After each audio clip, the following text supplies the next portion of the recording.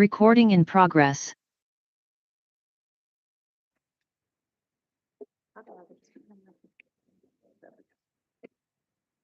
Recording stopped.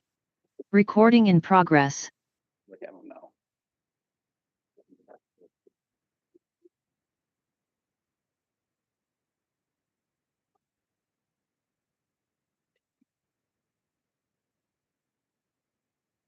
Everyone, to our City Council study session for September 30th. Great to have you all here. Lots of our staff are here today, which is nice to see. We have some very, very important and robust topics today. So we are going to get started right away. Ms. Zelms, take us away.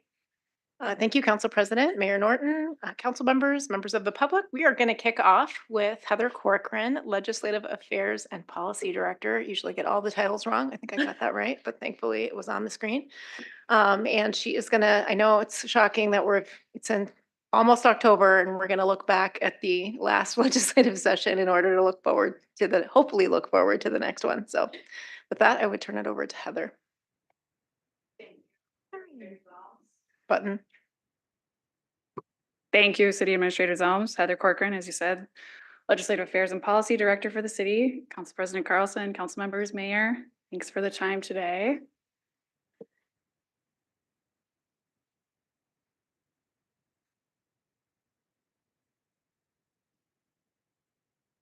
This one? Slide on the side. This is starting out really great. It's going to go super well. It's just like the legislative session. That's true. Usually the bumpy part is at the end, but I'll reverse it. Today, I wanted to spend time with you, as Allison said, to recap some outcomes from the last session that ended in May, and then talk about some potential issues and get your feedback as we look toward the next session. We like to start and end these types of presentations reminding folks about the process we use for our legislative policy development. We're in the second stage of it during the summer, thanks to those of you who participated in some of the groups that our state affiliate, the League of Minnesota Cities, had on a variety of topics to convene cities and hear shared issues. We're currently in the process of gathering feedback from teammates about some emerging issues, opportunities they see for state statute changes to better provide services to the city and residents, and also looking at other groups and what issues they may ask for our feedback or weighing in on. Then we'll look for the council's consideration of our priorities on the December 9th agenda item. And then, believe it or not, the legislative session will begin on January 14th and conclude its regular session in May. They'll need to set a state budget during that time and have lots of other activity. So to kind of frame up your thought process going into this presentation, want your feedback on whether these working recommendations align with your priorities and if there's any adjustments to these before they are considered by you on that December 9th meeting.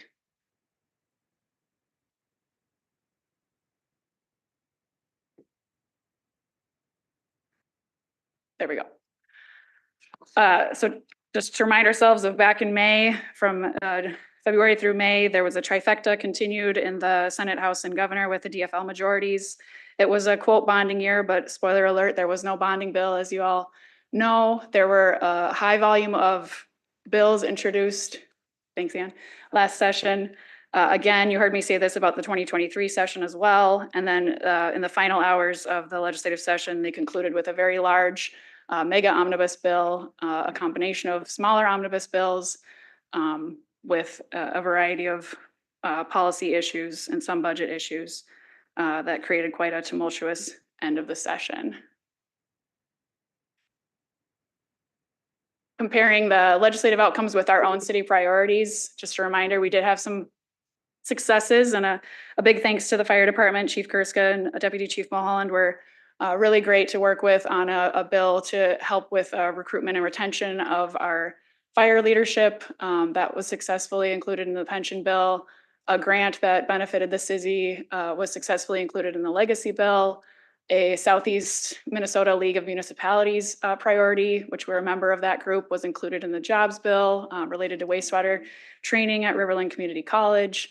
And then some housing assistance funding, which we support, was included in the final bill. Unfortunately, a proposal related to a sales tax exemption for the forthcoming sports and rec complex was not included because there was essentially no None of these were included in the final mega omnibus bill from all the communities that requested them. There was also no increase in the cap for the grant funding that helps support meeting requirements at the state level for wastewater treatment plants. And then, as I said, none of our bonding requests were finally included, although they were introduced as bills by our delegation, and we're thankful for that.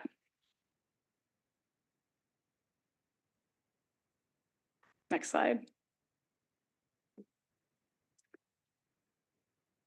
Thanks, Anne. Jumping back to just highlight, and I won't go through all these, but obviously our issues weren't the only ones in front of legislators. During the session, there was a plethora of other topics that were either passed or at least discussed. Some of them had a local interest, like the liquor provisions listed up there, some other provisions that we might want to consider, and I'll talk about in a minute. One related to social districts, other things that were statute changes that impacted all cities, such as the copper wire theft provisions, which we shared data on our own story there. So then looking forward to the 2025 session, all the House seats, as you know, are up for election this November. And we also have one state Senate seat in the West Metro area in the Twin Cities that's up for special election that will be determined in November as well. There could be potential changes in the governor's office if certain national politics outcome go a certain way, in which case Lieutenant Governor Peggy Flanagan would move up into the governor's seat to finish out the final 2 years of that term. The current Senate President, Bobby Joe Champion from North Minneapolis, would then become Lieutenant Governor. His seat in the Senate would require a special election. If that sounds like a lot of dominoes and processes, it's what could happen, and the timing of all that could impact the momentum or the start of actually getting the legislature in order next session, depending on the outcomes in November. And then it's also a budget year, so the legislature does need to pass state agency budgets, which fund programs that we also use as a city and as residents. So if I'd say there's kind of one key slide from this presentation, it's probably this one. It's a summary of the feedback that we've heard so far. Some of these are issues from previous years that we haven't gotten through the finish line, but also some are emerging issues that, as I said, part of our process is hearing from teammates and others about state statute changes or funding that would help better serve and better provide the outcomes that we all seek for Rochester. One of those, I'll just highlight a couple of them.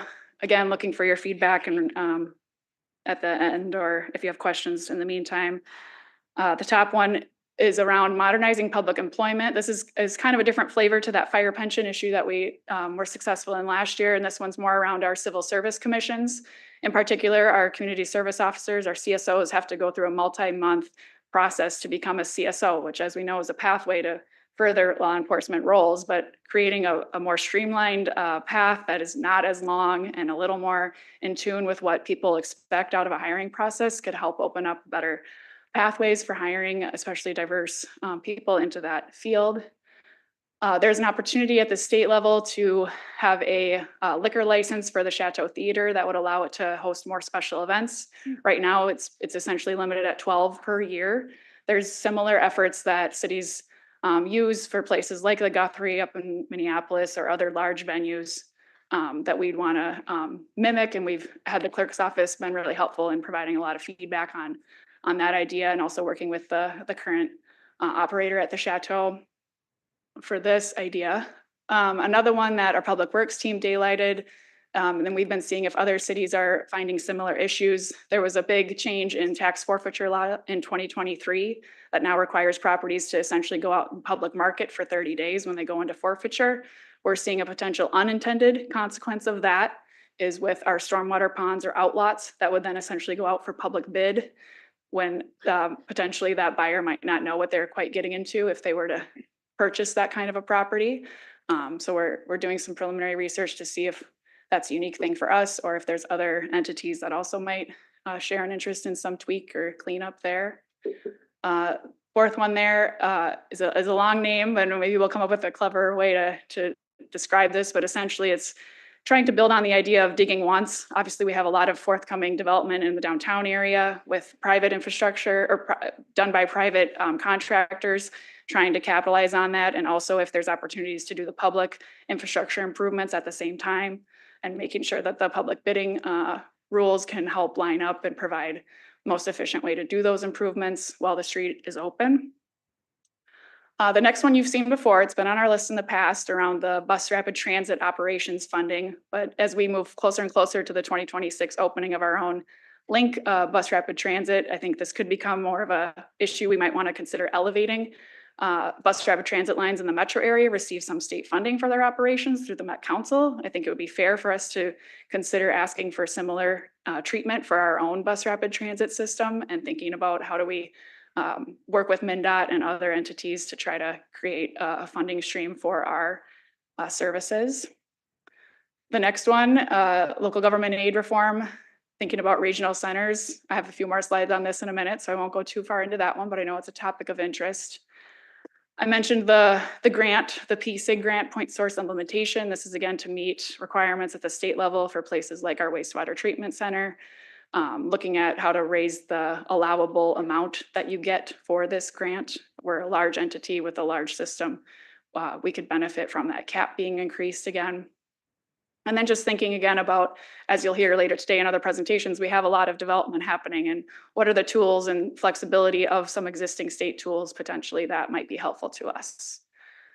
That next category, we had one of these last year, the sales tax exemptions. So this was an issue with regional sports and recreation complex. Right now, there's a very rigorous, complex process to try to get the exemption at the state level. Cities technically qualified to be exempt for construction materials for projects, but it's again a very complex process, and usually communities go out for special legislation to try to solve that in a more streamlined way. I think when our teammates saw that as an example, they thought of the other large projects that are coming through the pipeline and thought we should potentially attempt for a similar request for things like the WRP upgrade project and the RPU advanced metering project. And I'll talk about that in a second too, but RPU got some great feedback from their board about this idea last week. And then finally, as I said, I called next year a budget year, but because there was no bonding bill last year, it's kind of always the potential of being a bonding year. And so we should certainly have some projects if the policy window is open for a bonding bill to happen. You'll see the two reoccurring ones from previous years, the airport covered parking, that's still slated at a $3 million request. I would say the urgency in that one is increasing every year, especially at the airport as they look to recover or reconstruct that parking lot, and hopefully doing it in a way that also aligns with our sustainability goals. And then the riverfront project, really thinking about opportunities there to right size the request based on feedback we got last year. And then also forecasting potential needs with the site, whatever site is chosen for the regional sports and recreation complex. And to reiterate those bonding requests, again, bonding needs to be for a capital project. It needs to have a regional significance. Usually 50% of the project is what the state will accept as a request. Obviously, they need to have a supermajority to pass a bonding bill. So that's where bipartisan support is needed for a bonding request. This is where we could see those three that I mentioned, how they could look. We would need to prioritize probably our projects, and that's could be part of your consideration for December 9th. So again, looking for feedback on that front. But as I said, the airport would be about a $3 million request. The riverfront project, looking at just planning dollars for that, around the $2 million ballpark of funding. And then that middle one really is kind of a to be determined based on how the site selection goes, which you'll hear more about in the next presentation. So I promised you a little bit more on local government aid. And so the next three slides are a little bit of that. This is just a reminder, and you've seen this graph before in previous years' budget presentations. Wanted to make the point that obviously we know LGA is declining. We don't include forecasts for it to be increasing in our budget planning. We have shifted towards putting it towards one-time capital project costs rather than in our operating budget. There was some efforts done at the Capitol, though, just to remind ourselves, post-pandemic in 2021, when Senator Carla Nelson was the tax chair, we were slated to be essentially receive a $1 million reduction in our local government aid just based on the formula and how things had been reconfigured. And through the support of the legislature, they essentially passed a hold harmless provision that did not result in our reduction of LGA at that point, and other cities that would have experienced the same type of loss, but we were certainly one of the largest to potentially lose funding with that situation. And then in 2023 is kind of the every decade or so exercise the legislature goes through to redo the formula. And they do a robust process of looking at logarithmic relationships between all the different kinds of factors and what can show the best reflection of a community's need and unmet need. And I'll get into that a little bit more in a second. And then they also put more money into the formula essentially, so that people wouldn't be particularly negatively impacted by the formula rewrite is usually the goal with that.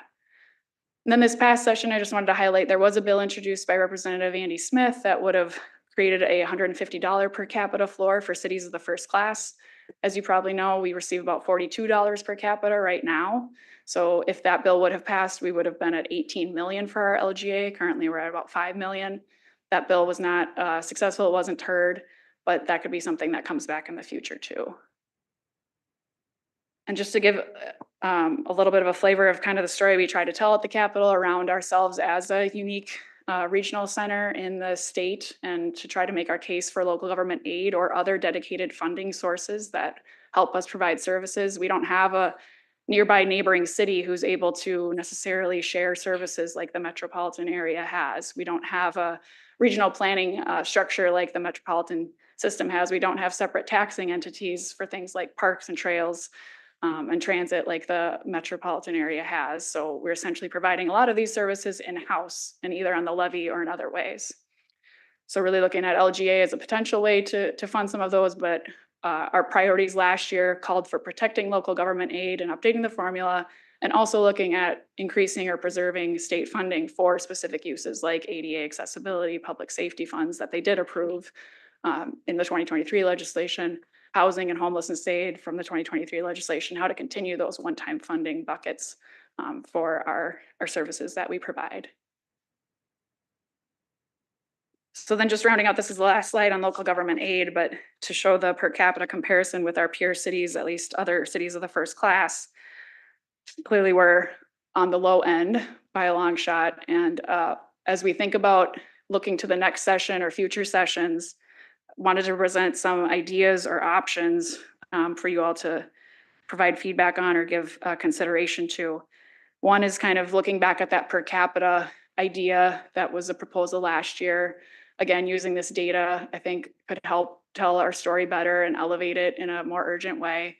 And there are 13 cities that are smaller than us that receive more local government aid. You'll see why in a second, based on the formula.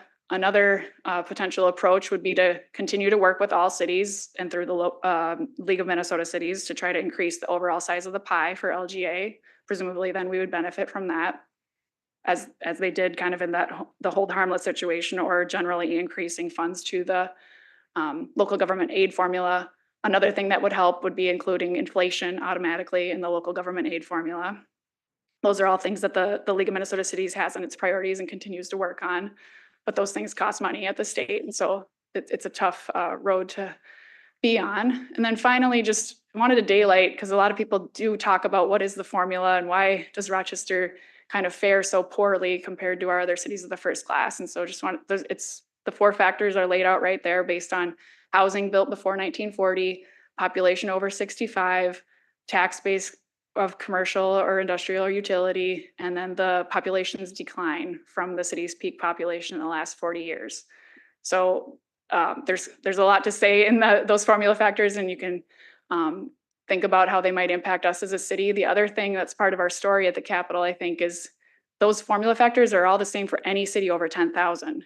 102 cities qualify in that bucket. We're clearly very different than a city of 12,000 versus a city of 125,000. So thinking about a way to really carve out our uniqueness and our needs and the services we provide. So thanks to RPU for providing this slide. This is what their board saw last week.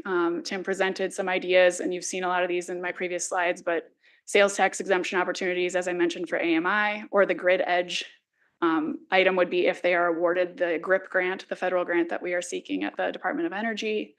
Again, looking at kind of that dig once idea for downtown projects. Looking at nuclear power generation, there was a bill proposed last year on a bipartisan basis that would support a study towards nuclear energy. And this would potentially allow us to sign a letter of support if asked about our position in that space to diversify the city's utility portfolio. Not that we would, I think, build our own or anything like that, but as the system as a whole is considered, that's something to consider. And then continued efforts around protecting the right of first refusal, which is a issue related to transmission investments and making sure that the ratepayers' investments are protected. So this is kind of a recap, and then turn it over to you all for feedback. As I said, on the blue square there is kind of more the Rochester focused issues in summary. So looking at our bonding priorities will be a key part of our platform. The local sales tax exemptions, bus rapid transit funding. The housing and zoning conversation is sure to continue at the Capitol, and continuing to share our story about successes with rewriting the Unified Development Code and supports there.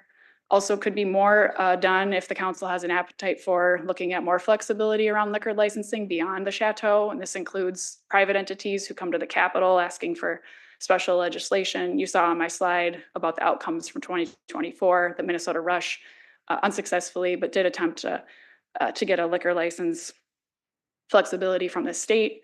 There was also legislation last year that allowed 2 more cities to join Anoka and do a social district concept. And then also thinking about, as I mentioned, the chateau idea and other flexibilities for cities of the first class. The gray box, I just wanted to daylight for the council. And again, any feedback is helpful here. Topics that we have gotten asked to weigh in on in the past session or even during the interim this summer. So there'll be a question on the ballot this November related to renewing the sales tax, a portion of the sales tax that's paid on lottery tickets that goes towards renewing a sales tax that's been around for 36 years that helps fund water quality, air, trails, natural resources projects. We don't have any specific City of Rochester projects that have necessarily fallen under that bucket of funding, but certainly the larger stormwater restoration efforts around the area and other things would fall into that beneficiary box. We were asked to provide preliminary feedback on an encampment clearing bill that was introduced a couple of years ago and could come back next year. And we've worked with our teammates in the police department and community development to provide that feedback. There was a bill the past couple of sessions that would have provided a sales tax or a property tax exemption for property on airports that's used to manufacture aircraft. And there may be appetite to allow also the exemption for property that provides maintenance to aircraft. So we've been working with our airport folks to provide feedback to the people that are proposing that bill. There's been an effort also past couple of years, kind of a continuous issue around the current shotgun zone rules for Southeast Minnesota being a flatter area of the state and what's allowed there. Some interest in keeping it there, and that's where it's stood the last couple sessions, but also some attempts by some legislators in our area to remove that protective zone. And then, as I mentioned, the nuclear power generation. Wanted to just mention that as it's something we've been asked by other groups to consider. So I promised I'd round it out with the process reminder, but that's most of my presentation today. Thank you so much, Heather. Who would like to start the discussion? Mayor Norton. Sure, I'd love to. I'm especially interested in the Chateau liquor license for special events. I hadn't heard much about that in the past, and I do think that would help that facility be able to generate revenue and be more useful for larger groups of audiences who might want to use it. So I think, I have interest in that. And this idea of local government aid for regional centers is really appealing. And I will just say I think the formula is not good for us. We know that. I don't think the current formula is in a growing community like ours. We're not going to ever have shrinking, right? That's not something that's ever going to benefit us.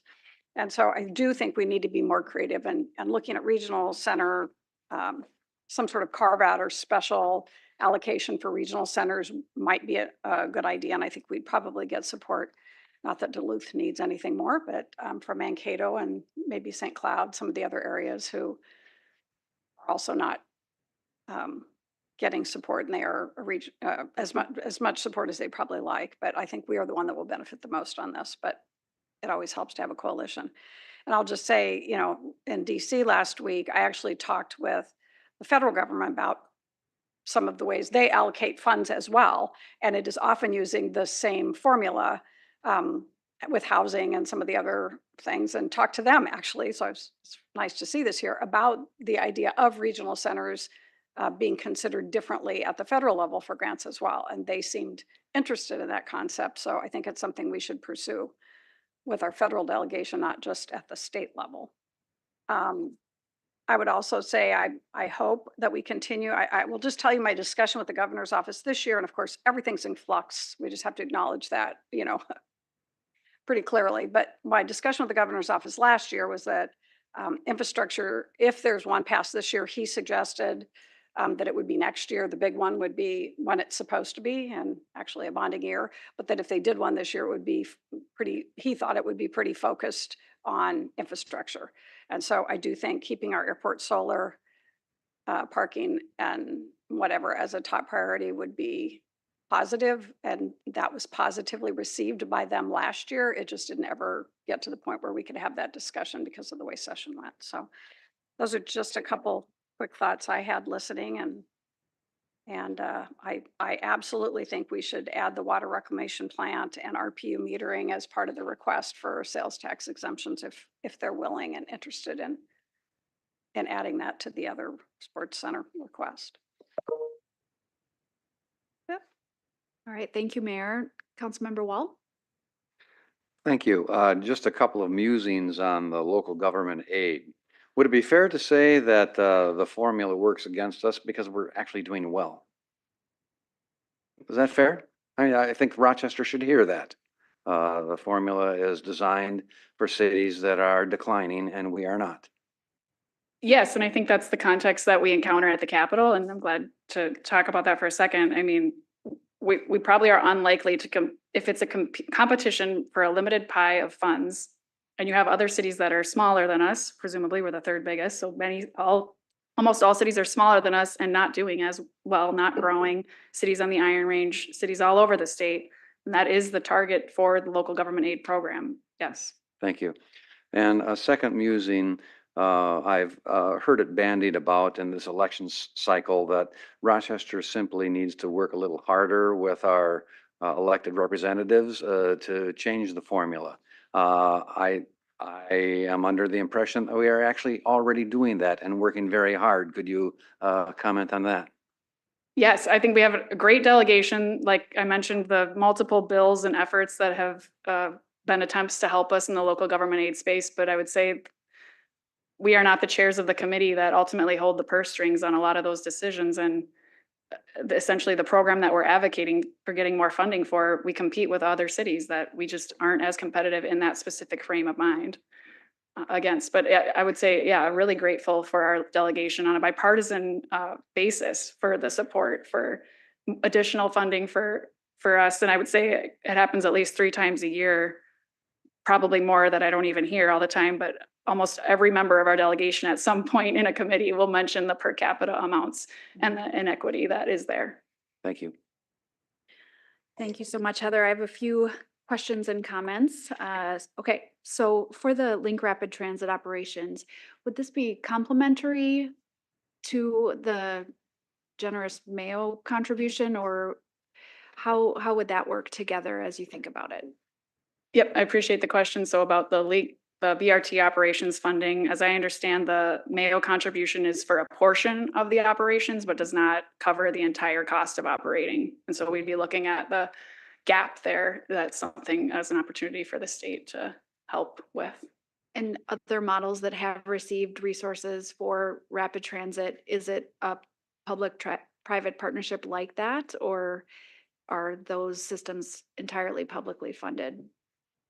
I think we are unique, and if Director Zhang wants to weigh in, she's welcome to, but we're unique in having the support of a private entity for our transit systems and having a healthy transit system in that way. The legislature did approve in 2023 a sales tax in the metro area that a portion of that funds now transit up in the metro area. Yeah. So that is probably an established stream of funding or model in that space. But as more greater Minnesota regional centers like St. Cloud, Duluth, and others could look to have BRTs, it's worth MnDOT and others to consider a formula that really tries to encourage that form of transit if that's in line with what the state's goals are. I think that's really smart that we are trying to leverage the great resources we've already lined up, but to think about how we can be funded through the state as well. So that's one thing. And then agree on the LGA comments, the modernizing public employment, I think that's really exceptional. And is that something that there's a lot of statewide momentum around, or is it something we're specifically looking at? Yeah, that specific, the community service officer example I Yeah, used, it's a state law that's specific to Rochester from, I think, the early 90s that would essentially just need to be updated to carve out CSOs so that they don't have to go through our own civil service process. There's a lot of state laws that our own local ordinances are beholden to. And so that would be a technical update sort of just for us, because Yeah. I think we are pretty unique in having such a robust police department as far as our CSOs. yeah, our CSOs, and also who goes, every community that uses a civil service commission is a little bit different. And so those state laws are specific to the community. Okay, that makes a lot of sense too. And then for the public-private right-of-way, I know that's an issue we talked about at DMC as well at our last meeting. Is the timing good for the using a legislative approach to address that issue, or are there other ways we're thinking about solving that as we look to projects? And I don't want to put you on the spot, but just something I've been thinking about timing wise. I don't know if Cindy If wants my to public weigh works friends want to chime in, Or but I can Tyler. try to kick it off. I think part of it is looking at a solution for the interim before session, because the best case scenario is you wouldn't get a result until May. Yep. And so we've talked about that, but then also looking forward, because we're going to have construction and needs in this area for the For a next number of 5+ years. So I think it's probably both a ends. twofold, at least, type of approach. You happy with that answer, Tyler? All right. Thank you for that. Mr. Bransford. Yeah, I'm curious about the nuclear power generation bullet point. I'm a big fan of that. The latest technologies that we have are incredibly efficient. And I mean, if you want to talk about nuclear waste, let's talk about all of the chemicals that we use to make solar panels, right? And where do we get rid of that? All of the, so that, and all the lithium batteries and all there. So this is a great alternative. I'm just curious, were we serious about that? I mean, we're in a very geologically calm area, so, and we won't put it in the direction of a tsunami that might knock it out, but where'd that come from, and are we serious about it? Well, Tim arrived just in time to answer your question. Go ahead. Hi, Tim McCullough, General Manager for Rochester Public Utilities. This was an item added to the legislative agenda really at the request of some of my peers around the industry. As you very well may know, there's a moratorium on nuclear development or re-licensing in Minnesota, and has been for several years.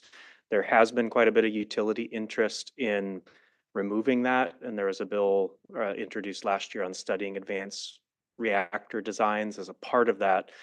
The reason for it being on our legislative agenda is not with a direct intention to do investment in nuclear as RPU, but so that if a bill would be introduced, we could, if it's supported on the legislative agenda, add support to the repeal of that moratorium or exploration, not necessarily direct investment by us as a part of our resource plan.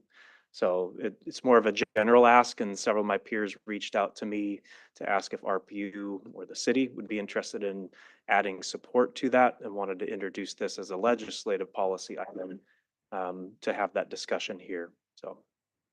Well, that's great. Thank you. Because if you look at all the green alternatives, this is one of the best ones. So thanks. Thank you, Councilmember Bransford. Councilmember Dennis. All right, thank you. So I chimed in after I heard Councilmember Wall's comment, and as you know, I have gone to St. Paul with several colleagues lobbying, talking to legislators, really trying to get more LGA funding. I feel it's important. I'm glad that there are council members who have put the time in to do this. Some council members, I don't know, work other jobs or don't prioritize or part-time. They think this council job is, so they don't. But whatever reason, I personally believe it's important for council to come and give real world lived experiences. Say, I've talked to the almost 20,000 not all of them, it's talked to people in my ward, talked to people in the city. This is so important that we have this funding. So, you know that I think this is very important to have council lobby and inform legislators and try to change the formula. However, just recently, the council slashed the travel budget. So now that council members aren't able to travel, because when we go up to the St. Paul, it comes out of our travel training budget. So each council member now has a very smaller amount of travel training budget that will not allow many council members to even go and lobby and be able to do that. Do you think that's going to have an impact having council, the future council now, because it will be next year that they will not have funding in their travel training budget to go lobby, go talk to legislators, go try to increase the LGA, change the formula? Is that going to be a huge impact, having a future council not prioritize doing that or not have the funds to do that? I think the question about advocacy and wanting to be strategic about our resources we use is something that we always consider, and something that we have our partners at the Capitol. I mentioned our state association as a partner that's at the Capitol all the time. You have this position that's dedicated to being at the Capitol in addition to others that we work with. And so I think there's good opportunities that have existed and would continue to exist. And then any additional outreach that elected officials are able to do, whether it's here in the city when our delegation is here in the city, or at the Capitol, or through other means like the phone or email, are all good options and things that we would look to continue to do. Okay, so not having council any longer go up to the Twin Cities and lobby in person won't have an impact or won't have any kind of negative, to lobby. Because I've talked to many previous council members who have done a lot of real huge work. I don't see it on this council necessarily, All but right, previous. we're gonna just take a moment and have Ms. Zelms answer, because Okay, I just want to see the negative impact or possible impact. Thank you. Council President, Councilmember Dennis, I just think it's really important to point out that each council member would still have about $2,150. And so round trip up to this Capitol, typically you would be looking at mileage, which is on the order of about $120. And typically folks don't stay over. So I think that's something that could very easily be prioritized by a future council.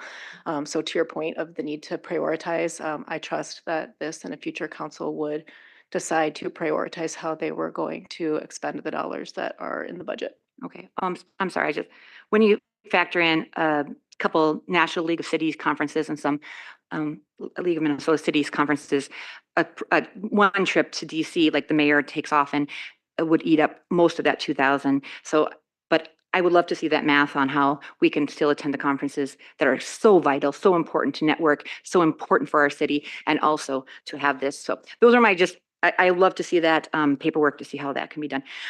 The other question, I have other questions about this, but the main one is when I've brought back and connected with people in Rochester about what our legislative priorities are. And I think, this is so important that we, get public input and engagement. A lot of people say, well, that's not what we would want for the bonding request. That's, that looks like a mail request. That looks like a DMC request. That looks like something that, they look at some of these bonding requests as something that's going to benefit the, maybe organizations in our city more so than them personally. And so I just wanted to see what kind of public engagement and grassroots effort have you done to get input from residents on what they wish to have legislative bonding requests be. Thank you. Thank you for the question. Yeah, I think we continue to seek your feedback on behalf of the residents that you represent. And we've had these similar bonding requests for multiple years now. And so I know they've gotten some press coverage and other discussion in a lot of ways. And so I guess I would hope that there's been continued feedback and appreciate the opportunity. The thing with bonding also to remember is that local governments are a key entity. They're one of the few entities that can actually apply for bonding. They did change the rules recently where some nonprofits have gotten bonding in 2023. It's unclear if that's going to be the case going forward, but there are only certain things in the city, as I mentioned, capital projects. You can't ask bonding for operations. And so sometimes there's a education, I think, with people wanting certain projects to be bonding projects that might not actually qualify or not compete well. But I don't know the specific examples you might be thinking of. So if a resident or a group of residents say, we really would like this in our community, some kind of project that they think is really important, a park project, something that they really would like to see bonding, it fits into the legislative priorities. How do they get that onto this, upcoming in future so that, there's project that people truly believe is impacting them as a resident, not so much perhaps organizations here in our community. Thank you. Thank you, Council President, Councilmember Dennis. I would just say the city does a lot of outreach, so we have many different surveys. We're just getting wrapped up with our community survey that we do every 2 years. The Parks team has done a really good job of master planning and doing a lot of engagement on that. So also, of course, going out in the public support for their referendum in 2020. So the bonding specifically really comes out of a lot of other engagement that helps to identify the capital improvement plan, the council's strategic priorities. And so these all layer together along with the community vision that comes through the community development department and the many, many years of engagement that they did on that in order to understand what the community plan wanted to be and where certain things that would qualify for bonding are throughout the community. So I would just say it's not directly about, I would like this specific bonding project. It's really layered with all of the other engagement, because if we have to do a lot of planning up front and a lot of conversation with the legislature in order to actually seek that type of funding. So it wouldn't be a community member saying, I would like X bonding. It's really much farther upstream from that we do our community engagement and a much higher level. And then the different funding sources are identified based on the competitiveness, et cetera. So can appreciate the question. It really does come with that much broader engagement. And then we look through whether or not something would be locally funded, whether there's potential for grant funding, whether there's more potential for bonding, whether there's potential for some other future source of revenue. So who do they contact? Let's say a neighborhood association really wants. They could contact their city council member, which is. What if their city council member is silenced? Is Yeah, it, can they come and like talk to a certain staff or department to have it? Can they call you directly, the legislative team? Can something be done so that people's voices actually have a voice when they're in St. Paul lobbying for bonding requests? Point of order, I have been approached by a number of nonprofits who are interested in bonding projects. I have talked with staff, Allison, immediately to vet out whether they're feasible projects. They have not been feasible projects to pursue. So I have been the representative that has considered the project and had the chance to talk with staff. So that is the process that's been used in my experience. Mayor Norton. Thank you. And I just want to remind the council that you helped pay for a consultant to help us get input for Rochester Vision 2050, which is going on through October 31st, which asks the exact question that Ms. Dennis is wanting the answer to. What do people want in this community? Not just the one neighbor that comes up and whispers in your ear, but as a broad community, what do they want? And that's what the question is. That's what we're getting feedback on, which may help the city for appropriate bonding requests if it's a city bondable project, or it may help the private sector understand better what the community wants so that they can step in, or it could be a combination of both with a public-private partnership, which may or may not need legislative support, but perhaps sales tax funding in the future, because we're talking 2050. So there is an opportunity this month, right now, today and every day until October 31st for the community to weigh in. But as far as these bonding projects, they are very clearly benefiting the public and leveraging our existing investments. Councilmember Keen. Yeah, thank you. I know I've been through this a couple of times, but I guess when I'm looking at these lately, I'm always trying to balance not just the value of legislative priorities of the community, but also the likelihood or the chance of anything being successful. I know that if you go back through these years, there's different times, 2 years really stick out as nothing can happen. And other times you have to be ready because things really did happen, like in 2023. But with that in mind, I'm still always watching too that some of these are more, we would do this if we get the funding, but for the funding, we won't do them.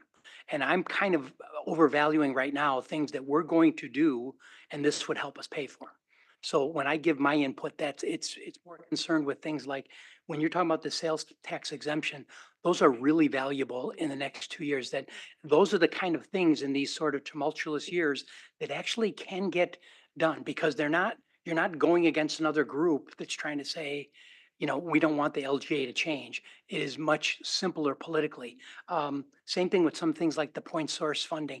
These are the kind of things that I could see us working through our legislative groups and someone saying, we see the value of these. So those are the kind of things that come up in value that have nearer term value to our residents, mostly through fees, less so through levy, but anything that we can do on these sort of offsetting levy. As far as bonding, the one I mainly support, the one that looks like the best chance for funding is the airport. That's something that I thought did resonate if there would have been bonding. Although again, it's doesn't fit into the same priorities of this like lower level infrastructure that some of the outstate communities are looking for. The one that surprised me there was the one on this, and I'm going to call it wayfinding in this youth sports thing. I find that like doesn't belong in this list right now, only because I could see it being so easy for someone to say, sure, we'll support that someday, but that's probably 2 or 3 years away.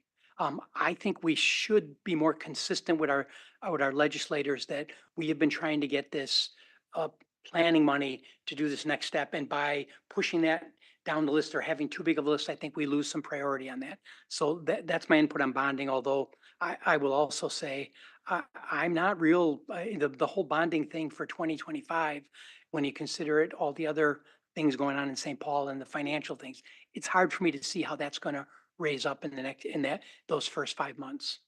I do have a question just on this thing about looking at LGA again. We have different questions on it, but I guess I'm trying to assess this. There's some great value of this change to the average levy payer in Rochester, but I think the chances of something happening dramatic are pretty low. The one that's most promising to me is this idea of city of a first class having a floor. But again, I don't see the likelihood of that getting funded in 2025. Do you think I'm missing something big here? I think there might be more chance than it was last year, just because it's a budget year in 2025, and we'll see how the February forecast shakes out, and the November forecast before that is kind of a bellwether, but that will indicate essentially how much money the tax chairs have to essentially spend on things like LGA increase, whether it's for an inflationary increase to the entire formula, which you'd have almost all cities in the state, except the 100 or so who don't get LGA, support that kind of an effort, or if there was some sort of separate lane for cities of the first class or regional centers with a floor. When I think of my prioritization of the chance of something happening and the impact, that's a huge one. But I also don't find that I want to guide our legislative efforts into something that's a low probability of happening. But again, from a dollars effect, it's really dramatic and it's a continuation. It doesn't just happen one time. If we can get that change, that would really be valuable. The other question I had just on, you mentioned some of my peers and I have been working with the League of Minnesota Cities legislative priorities. And some of those aren't reflected here. Are those things that we try to have them carry for us, or should we also be carrying those as the city of Rochester? Yeah, I didn't put it on there basically for brevity, but our big policy book of about 25 pages, one of the last pages says that we essentially default to the league's policies as long as they don't run counter to something that's been adopted by the city council. But we do highlight some things even within that. Like last year, we highlighted the fire pension issue. Right. That was also in the league's book. Good. And so we'd look at those opportunities. LGA increase with inflation would be probably one that I would suggest. Without getting into the details of those, I just want to make sure that we don't like just hand that to the league and not use our voice for those two, because some of those are pretty big impacts. Absolutely. And we do get asked by the league to help support theirs. And so that's good to know. The other is more of a comment that I see that we're, I understand there's a sort of thing of saying like, here's what we've been doing in the city. Hey, these RPU ones come to bear. But I just think we've got to get over that thinking that RPU's over here and the city's over here. Well, these have got to prioritize right with public safety and with public works, because if you picture the spending that's coming on in the next 7 years, this is really has the ability to really have an impact on the ratepayers in Rochester, just the sales tax when you look at some of the projects coming up. So I really want to put emphasis on that when you look at some of this, and this is coming back after the fact, but looking at AMI and the spending, the purchasing that's going to happen, never mind the work that's going to happen, that could really have real impact on our spending in the next 5 years. So I want to put more emphasis on those sort of things that are going to happen with or without, as opposed to the projects that we talk about that if we got this funding, we would do something. That I think there's enough coming up in the next couple of years that we should put more weight on the things that are going to happen than the things that would happen if we get funded. Councilmember Keen, I really appreciate your comments, my consultant brain and how I'm processing. You're talking about our overall strategy. I mean, you made some specific comments about specific items, but that idea of weighing feasibility and impact together as our broader strategy and what we're really going to push hard on and use a lot of our staff resources on or our council resources on compared to what might be a longer term part of our approach. So thank you for those really thoughtful comments. Councilmember Palmer. Thank you. We were up at the Senate for the sales tax extension, and we didn't make that work. It sounds like this Senate tax chair does not have any want to do that. Am I reading that wrong? I would say the Senate tax chair was more open to it than the House that didn't even have hearings on any proposals from cities on that side. And the Senate tax chair came to one of the League of Minnesota Cities policy committees and kind of shared the perspective that at the end of the day, they just weren't able to come into agreement about an overall tax bill. But I think for all tea leave reading purposes, the Senate tax chair seemed to have brought those requests with her into the negotiating table. And I would foresee that support being similar next year for supporting construction sales tax exemptions. And then last year, we got our sales tax extension passed and no longer doing it. And there a 2-year moratorium on that? On the sales tax front, yes, I think that moratorium expires in 2026. We obviously aren't, I don't think, foreseeing to have an additional one in the near term, but we have been watching the task force that met last summer to think about different rules and structures and schemas and whether certain communities would essentially be able to just go straight to their voters for a sales tax and not need a legislative gate to pass through. But none of those, again, tax chairs have different perspectives, and so they weren't able to come to agreement on any of those recommendations last session. So that's something the league has included and talked about during their policy committees, was continuing to watch for that issue and how that gets resolved, if at all. So about monthly, we meet as members of that committee for us, and we talk about and figure out what we're going to do. Some of them we just drop because there's no chance, and some of them we still pursue. Is that our plan for next year again, to do that same small working group? I think that we would probably envision something similar continuing to happen. That's a process and a structure that existed prior to my starting in this role. And I think that we're open to that as the process, unless Administrator Zelms or Deputy Administrator Parrish want to add more to the process thought there. So I'm trying to remember the past projects that we've had, and almost without exception are all City of Rochester, all regionally centered. Isn't that one of the requirements for the bonding bill? Yep, bonding projects are definitely more successful if they're regional in nature. Yes. Okay, and I have mentioned, I think once or twice, the LGA needs to be redone.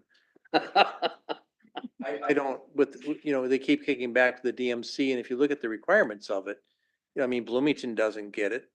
And I mean, the chances of us trying to get it seem to be slim to none. You kind of like sidestep that, but I mean, when do you give up? We don't give.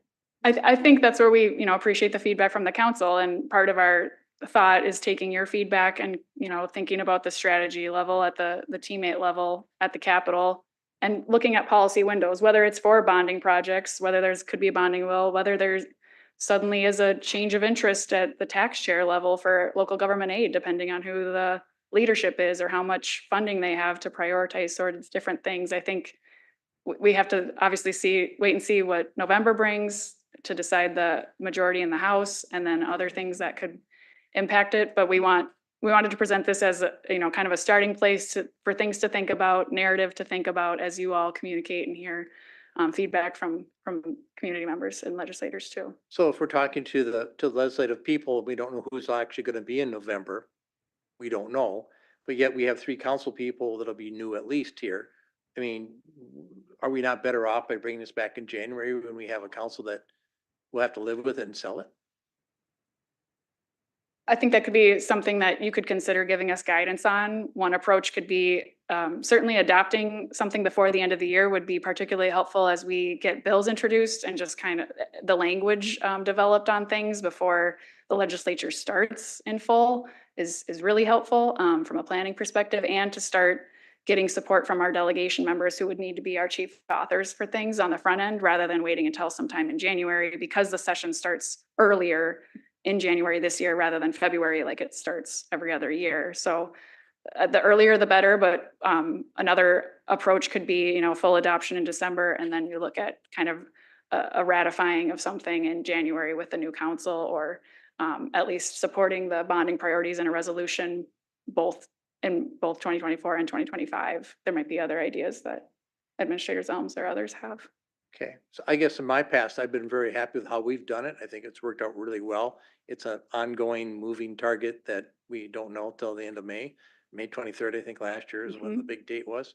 And so these are just kind of inquisitive questions, wondering what we're gonna do next, if it's gonna change much. And, you know, I do worry about the LGA, but you know, I don't see much hope, but that's just my personal opinion.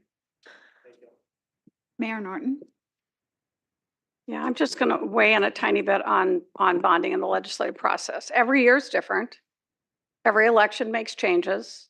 You have to be flexible and nimble and be ready to change. So I don't think it's a bad idea to have these discussions early and get feedback, but I think ratification after the fact isn't a bad idea. But certainly informational session early in January, so whoever comes on understands the issues is necessary. I'm going to push back a tiny bit on our expert here about the regional nature.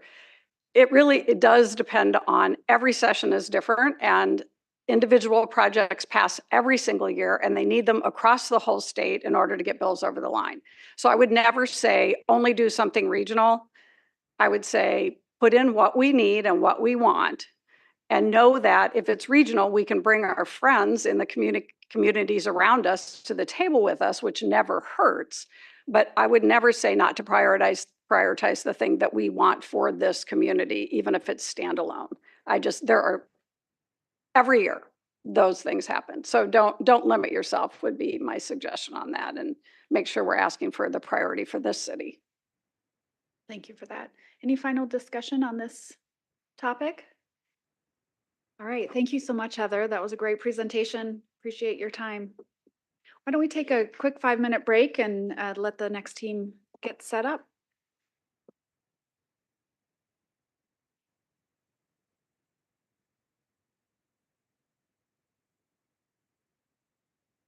Recording stopped.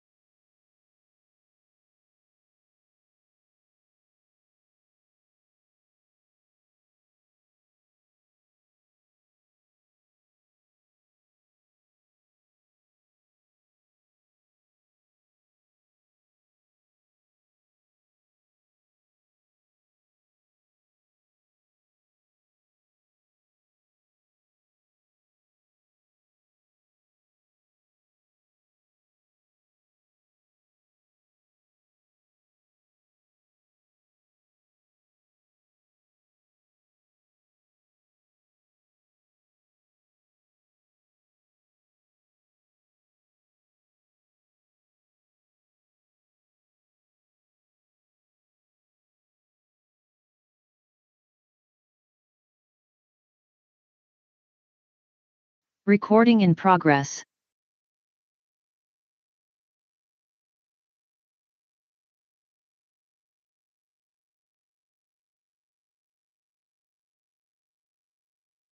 Welcome back, everyone. I will turn it over to Tyler Niemeyer, our Public Works Director. Oh, excuse me. Am I missing something? No, you're fine. Okay. I just didn't know if Allison was Oh. doing an intro or not. Ms. Elms, would you like to intro this one? Either way, but we do have a team of people that will be presenting as it takes a village to deliver on the sales tax project. So we'll Yes. start with Tyler Niemeyer. Thanks.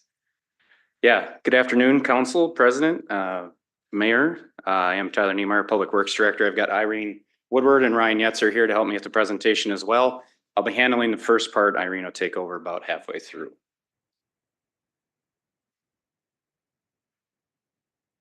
We're stuck. Now we're not stuck. Okay, so quick reminder on our sales tax renewal projects here. We have the Economic Vitality Fund, street reconstruction, flood control and water quality, and today's presentation is going to focus mostly on those three projects, but the regional sports complex and regional sports and recreation complex, obviously also a big part of the total collection here that comes to $205 million. As a reminder, we're looking at collecting approximately $15 million a year into the sales tax coffers. Oh, animation for the three we're talking about.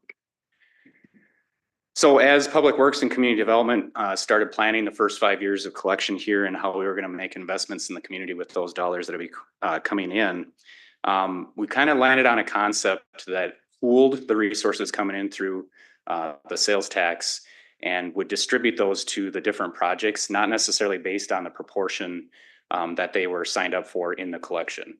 So that means that we would weight more of the sales tax on the front end, specifically in those first 5 years, towards the Economic Vitality Fund. And Ryan wanted me to make sure that I noted that the figures on the right-hand side are scaled exactly to the information you'll see from Irene later. He claims I'm too much of an engineer, but I think it's a good visual aid.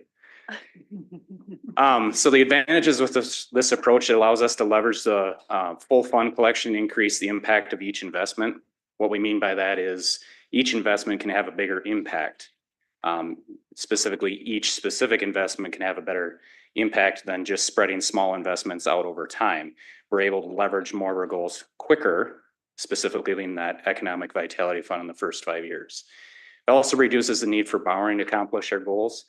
Previous presentations on the Economic Vitality Fund talked about some borrowing that might be needed to accomplish those goals.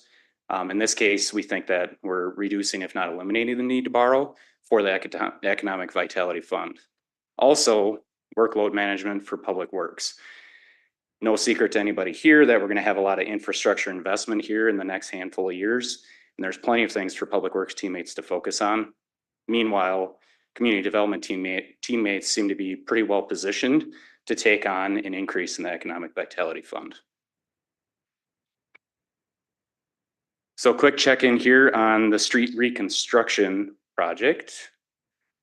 So a reminder, the street reconstruction project is to help Public Works catch up with some of the condition issues that we've got in Rochester.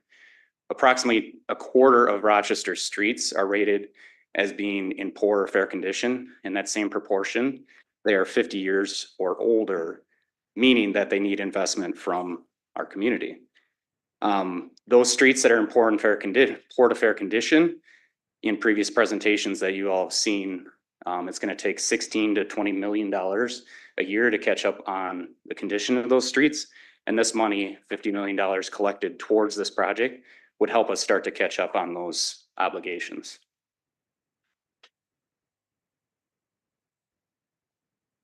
So the pool concept in the first 5 years would still allow us to start addressing those future street condition issues. With the proposed projects, we'd be rehabilitating 1 mile of street and reconstructing 3 miles of street in those first 5 years. And that would take us from an average pavement condition index of 58 up to 100 on those streets that we're proposing to reconstruct. And this map shows a list of those projects around the community.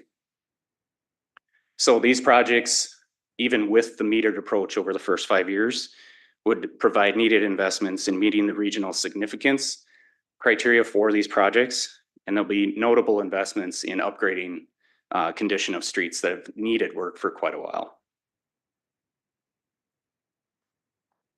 So flood control and water quality project. So to review, the flood control and water quality project will invest $40 million in maintenance and improvements to our flood control system. These investments continue our protection of over $1.5 billion in assets and expand our capacity to protect our developed areas, enhance water quality for the Zumbro River watershed. In the first 5 years of collection with the pooled concept, we'll optimize use of the existing flood control reserves from previous approvals while building capacity for future maintenance and enhancements. This capacity includes building the land acquisition fund for expanding flood control quality, fulfilling dredging responsibilities with the flood control system, and completing the necessary capital investments that are needed in our flood control infrastructure. And we note also that water quality improvements are considered with all of our flood control projects. And the same would be true here in these first 5 years. Now we're on to Irene. All right, provide a little bit overview of economic vitality. I think you have seen the slide a few different times. Just as a reminder, there's a $50 million for economic vitality. We're really focused on housing creation, the preservation of existing affordable housing, and then also workforce development and entrepreneurship. Those are kind of the big three categories, and there's a lots of different things within those different categories. For within the first 5 years, there's a couple different things that we've identified in continuing programs like the homeownership creation program that was approved by council earlier this year, and really committing to 250 new for sale dwellings within 2024 and a goal of creating and supporting 500 housing units in the next 5 years. We are looking to contribute to infrastructure projects. We would be working with our public works teammates to identify whether it be a street project or potentially a sewer project to be able to expand capacity within that system, be able to create more additional housing in that regard. Supporting first homes by contributing 10 homes to the community land trust and being able to support existing housing stock. Expand our single family and rental rehab programs for an additional 20 existing dwellings and being able to support that. We've also identified funding for READY on there for the Economic Development Fund. One of the items that is not listed on here is also support for the historic preservation, and you'll see some of those come through as well. So there's a couple of different items within those. Just wanted to make note of that. That's also included in the first 5 years. And that is a quick overview, and then I'm going to turn it over. Thank you. And Irene will be back to wrap us up, but I'm going to take the sports complex slide here. So a couple of key things to point out of this timeline. So first of all, we are currently in the process. There's a team reviewing the design proposals that to bring a design team on board for the sports complex. I want to highlight the importance of that sort of last date in December. So as a reminder, the 3 sites that we have under contract expire in December. And so it's pretty important that we try to stick to this timeline. Every year that we wait on this complex, our costs go up. Additionally, once those purchase agreements expire, I would expect the cost of the land purchase to go up as those costs are no longer locked in. We will have likely a closed session in October to talk in more detail about the site acquisition itself. As a reminder, we have 3 great sites, a northwest site, a southeast site, and then a centrally located site that all meet the criteria that we're looking for in a sports complex. The northwest and southeast sites really have potential to catalyze development in those areas and address some other city needs along the way. As for the central site, an update I can provide on those conversations is that the conversations have proven and the negotiations have proven to be a bit cost prohibitive at this point. Most recently, we were in negotiations with the property owner, and they have been asking the city to contribute upwards of 3 times what we understood the asking price to be. The added costs seem to be focused on the development of the property at large rather than the area that the city would need to have a sports complex. And frankly, it's not something that we can bring to you folks to consider at this time. So our focus has somewhat shifted to the other two sites. There is still time for the property owner to come back with a more reasonable proposal, but until we receive a more reasonable proposal, this is sort of where we're at with those conversations. So that's my update on the sports complex, and I'll hand it back to Irene to take us the rest of the way, and happy to answer questions at the end. All right, I'm going to kind of go through what does this look like in terms of the three different, the economic vitality, flood control, and water quality and street reconstruction. So what we tried to do, the teammates, we kind of got together and started to forecast where we started to see some of those things.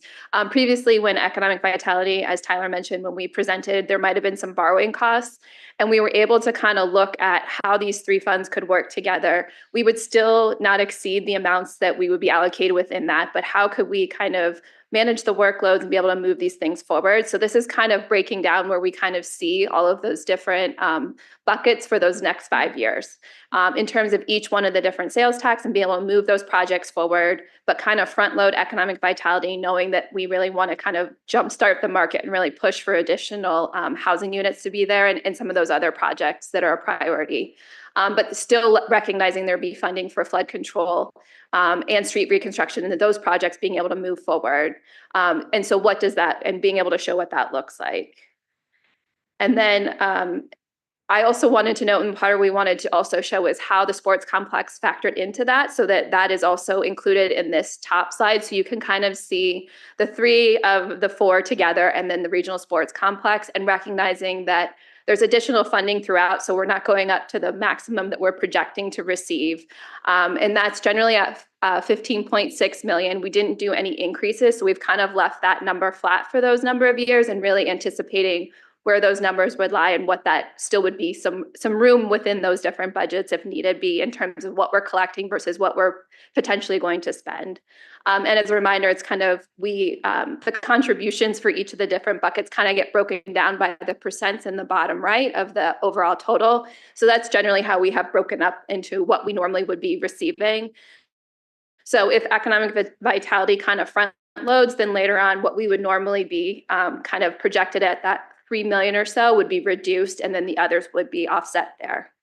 And as a reminder, and I'll just kind of leave that and I can answer any questions, that any potential projects would still need to come back before City Council for action. So for example, the homeownership creation program for Prairie Ridge was before you in July for approval to move that project forward, but any other future ones would still be come before council.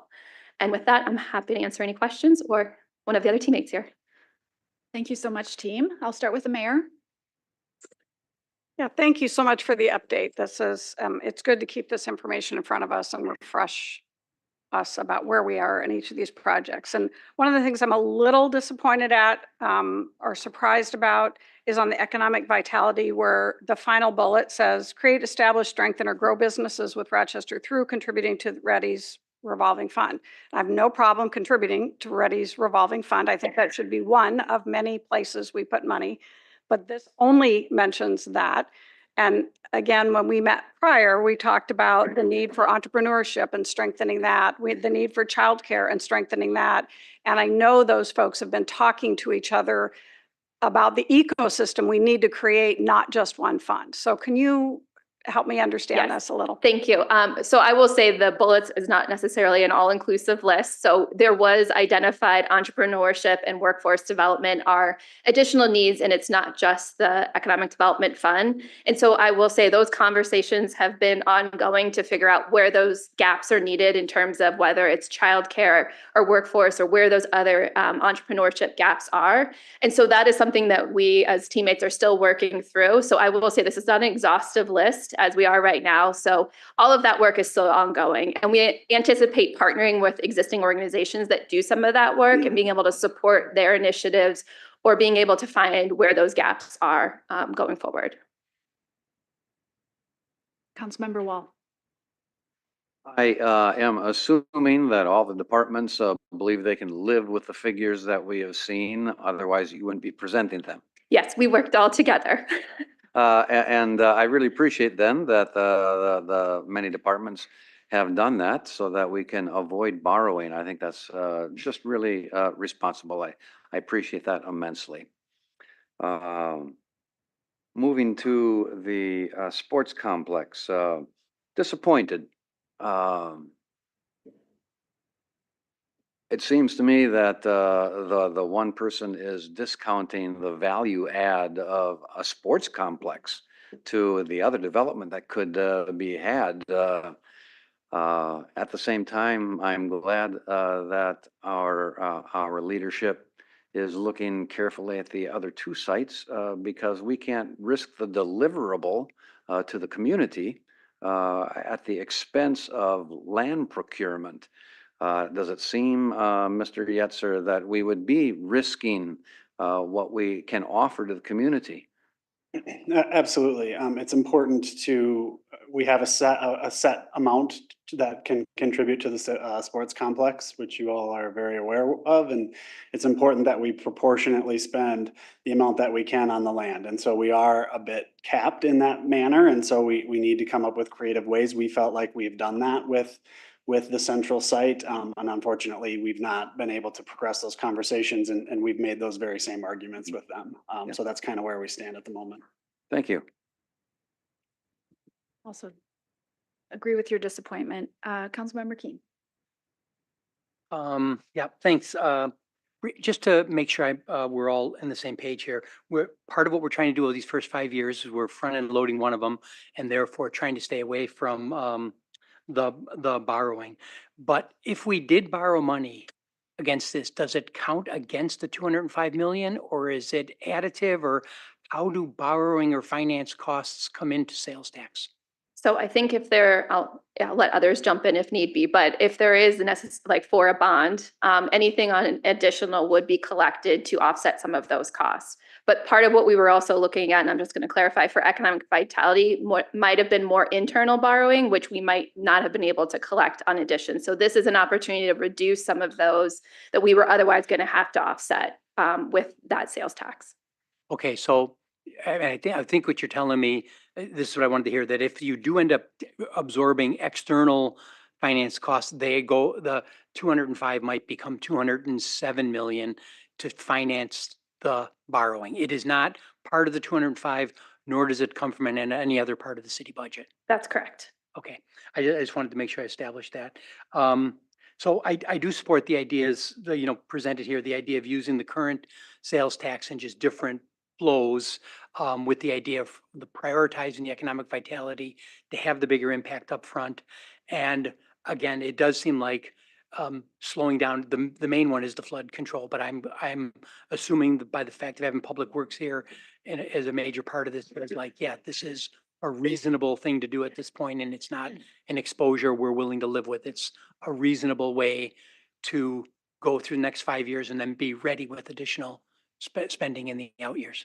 Yes, that's correct, Councilmember Keen. And I'll just add that, as noted in the presentation, we do still have some retained collection from the previous flood control sales tax dollars, right? So that's allowing us to continue to maintain the flood control system, even though we're kind of metering the draw on that through that project with the current sales tax collection. So okay, everything's taken care of. Very good. And then you did show the finance chart where you showed the first 5 years, and in it, just looking at 3 projects. So there's 2 questions here. It's like when I look at the, is that the right one? There we go. I'm looking at annual amounts of $9 up to $12 million. And I'm understanding we're collecting closer to 15 million. The net difference is what we're putting aside for the sports complex? So the 15 is all 4 of the projects. So Well, the 15 is what seems to be happening no matter, it's not, we didn't know what this would be. It's just, if we look at our sales and what we're collecting off that looks like we're going to be collecting. that's correct. And so then I'm going to go back and forth. So what we did was with that like 15.6 is that we broke it down by the percent of each of the different projects. So each of the buckets, so they're slightly different. I think Sales tax was around 3.3. So then we combined the three in terms of flood control, economic vitality, and street reconstruction into kind of like one bucket. And then there's still the sports complex, which is also we wanted to talk about, that is recognizing they're not necessarily sharing within that. It's those three projects together. And then there's still the sports complex. In terms of retaining and taking in 32% of that sales tax will still go to the sports complex. Over a long period of time, but in this first 5 years, The sports complex would still take on that 32%. We're not recommending that make a change. So maybe if I could just interject, if you look at this slide that is up in front of you, you have the totals from the prior slide in the left column. And then the second column, if you're not counting years, regional sports and recreation complex, that's the current projected dollars necessary in order to pay for the financing of that project. And in the total of that in any year does not exceed that 15.6 million. If you collect 18 million, you'll have extra in that year in order to put towards some of those buckets, accelerate, continue to plan for after the 5 years. so that you're leading into what I was trying to get towards. That's the plan. And of course, if we'd looked at this 3 years ago, I think we were very surprised how high this is right now. We would have thinking it was more closer to 12. So we don't have obviously no control over this, but the smart money says it's in this 15 range and fairly stable. Can you talk a little about the contingencies of, it's easy if we end up with higher collections, but what if it's lower? I think I think that's also part of the reason that we didn't go to that full amount when we were generally looking at each of those different. So there is some room within those categories and there might be some carryover from one year to the next to kind of offset. And I think it's something that we're also going to continue to evaluate each year. And so if we go over one and maybe there's some room from the prior year, but then we need to adjust going into the next year to make sure that we offset. So I think those are going to be the conversations that we continue to have and monitor as we move forward. In the last finance Your Honor, question. maybe Oh, just go a ahead. couple of other pieces on that. I think, as you know, this is iterative. We will constantly evaluate this as we go through. This is a plan. We'll also eventually match this up with an amendment to the CIP in which, gives people the budget authority to work within. And I do believe we projected this conservatively. We're in our second to third year of being at that 15.6 level. We haven't forecasted any growth in here. And so I think it is a fairly conservative approach, but if for some reason the economy gets different or things change, we'll constantly be evaluating what we can spend here. Realizing, when we issue the debt for the sports center or the regional sports and recreation complex, we will have a fixed commitment at that point. And we'll have to balance that off with the other projects. But I think we've spent a good amount of time thinking that this is a fairly achievable projection for everybody to work within. And if I can, just to add to that conservative approach, one thing that'll be good, especially on the street side, if we do have a little bit of a buffer there, we can program projects out, but if they come in over budget, or if we have a project that needs to take a big chunk of investment, we've got that flexibility in a certain year to go ahead and say, yes, that's the project we should take on. It might have been a little bit more than we had projected 5 years ago, but it's the right thing to do. There's an extra 2 million there to make this important project happen. So Okay, thank you. that's all part of the plan. And if I could, I still just might comment on the regional sports complex. I mean, again, it's a good thing that we went with 3 options. We still have 2 other viable options. And I think it's important that we not overspend on like the space and then have a less valuable offering with what we're left to spend. I guess my one comment, and I guess Mr. Yesser, you might want to comment on this. I mean, I do appreciate the process we're going through, that we had the 6-month thing. We're going to come up to a date here now with our thing. But I guess I don't feel the way some might feel that we must act at the end of this year.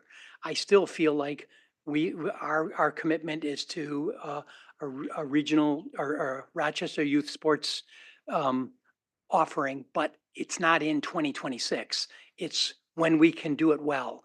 Do you feel like we must do something? We must act this year?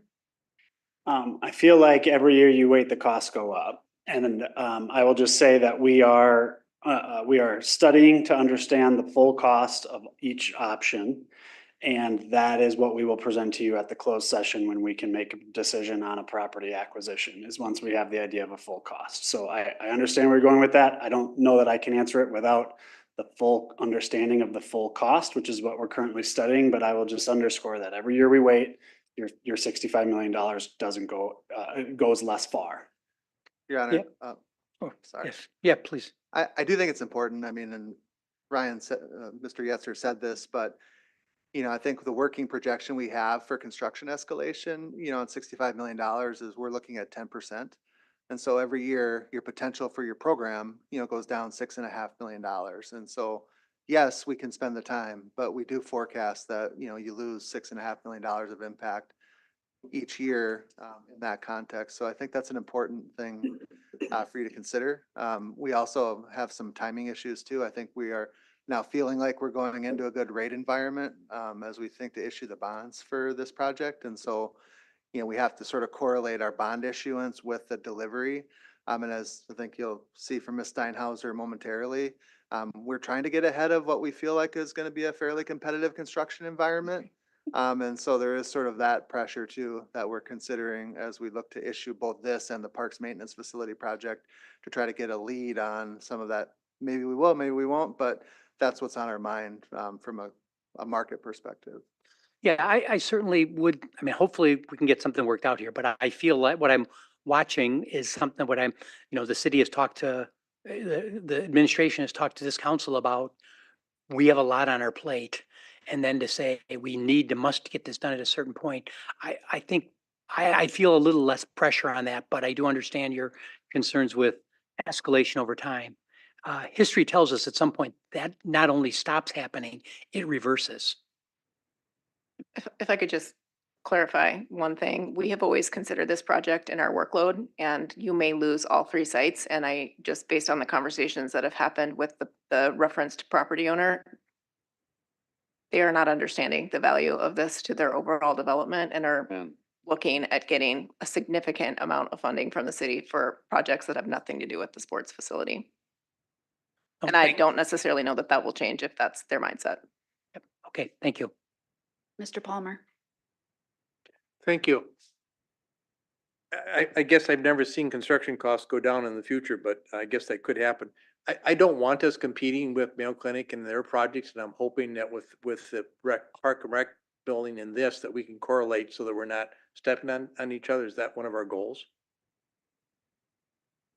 I mean, yeah, coordination, I mean, that's part of, as you'll see in Ms. Steinhauser's presentation, as we look at all of our projects universally, coordination is a key piece of what we're looking to achieve. So absolutely. Okay, so let's start back to the street reconstruction. It's a mile, 3 miles. Is that what you're going to say is the sales tax extension monies being, or sales tax dollars are being used for this? Is that what you're going to say? So if I have a road and you're reconstructing it, you can put a sign up that says this road is being paid for by sales tax. That is the way we have it set up right now. We thought that would be advantageous to be able to say this project brought to you by the local sales tax. So you're planning to sign at that. I mean, the county does that with their wheelage tax. Yeah, we certainly can. Okay. In my understanding from the sales tax is that it's $205 million, then it ends. Once we collect that dollar amount, we told them last year when we were doing presentations that it might be 25 years almost. In all reality, it's about 15. Is that not what we're kind of looking at? Yeah, with the rate of collection, I'll defer to. 13.14 at 15.6. Thank you. There you go. A lot less. Okay, so let's go to the sports place. So the center one or the one you're talking about, are we about 1.5 miles to the west of that one? Is the western one? It's about as crow flies, about 1.5 miles away. Yes. Okay. So you're in the same neighborhood, basically. You're in Northwest Rochester, right? Yes. Okay. Somebody asked me, and if I remember correctly, 37th Street's a private road when it hits right across the bridge. Do we know the spot that is? Actually, it's before the bridge. That bridge is a privately owned bridge as well. Oh my. Well, there's 2 bridges. There's 2 bridges. Okay, you're talking about a different bridge. It's right before the privately owned bridge. The 52 bridge is the public bridge. Yes. The other one is the private bridge. Correct. Okay. And people keep asking me, if it's a private road, why don't they have to stop before they come onto the public right away? it's a private road, why don't they have to stop? Do you mean, why don't they have stop control Mhm. there Where to they- enter the public roadway? Yes. I know Dylan's listening and you may have an answer to that. Okay. Well, I mean, that's just something everybody's always asked me, and I've always assumed that you had an agreement with them that they could wink, wink, wink, not do it. But I know from driver's training that I've had that you have to stop at private road to hit the public road, so. Okay, where are we at with them at the IBM site or the old IBM site with historic buildings? Are they all historic yet, or where are we at with that? Currently, that building is listed on the inventory list of, within our HPC. So it is buildings that still need to be evaluated, whether it becomes a landmark or not, and it's listed on the inventory. Okay, and when it gets landmarked, when do you think that might get put on the landmark? Yeah, because, I mean, it's a famous architect that did it. I don't know their name. Back in 58, they built it. So I would think that that'd be one of those sites that we'd want to kind of keep an eye on. We generally are looking at landmarks when there's availability, because there would need to be a phase 2 study and an in-depth study on all the different elements so that we could define what are those things that need to be looked at when any changes are made to the building. So we don't have all of those details, and that's part of what the study does, is go through and evaluate that building and the exterior of what would be, in essence, what they're called is character defining features of that property. And those all need to be well defined. So when you're going through and landmarking, that is clear in terms of what can be adjusted going forward. Can you clarify why you're asking about the IBM? I've had historic- 3 people ask me this last weekend. How is it germane? They're here. So I would ask. Okay, let's move on from that Okay. topic. And then the ready packet, I'm in favor of ready, at least $5 million that we pick out of that and put that in there because they do work with other companies and other agencies.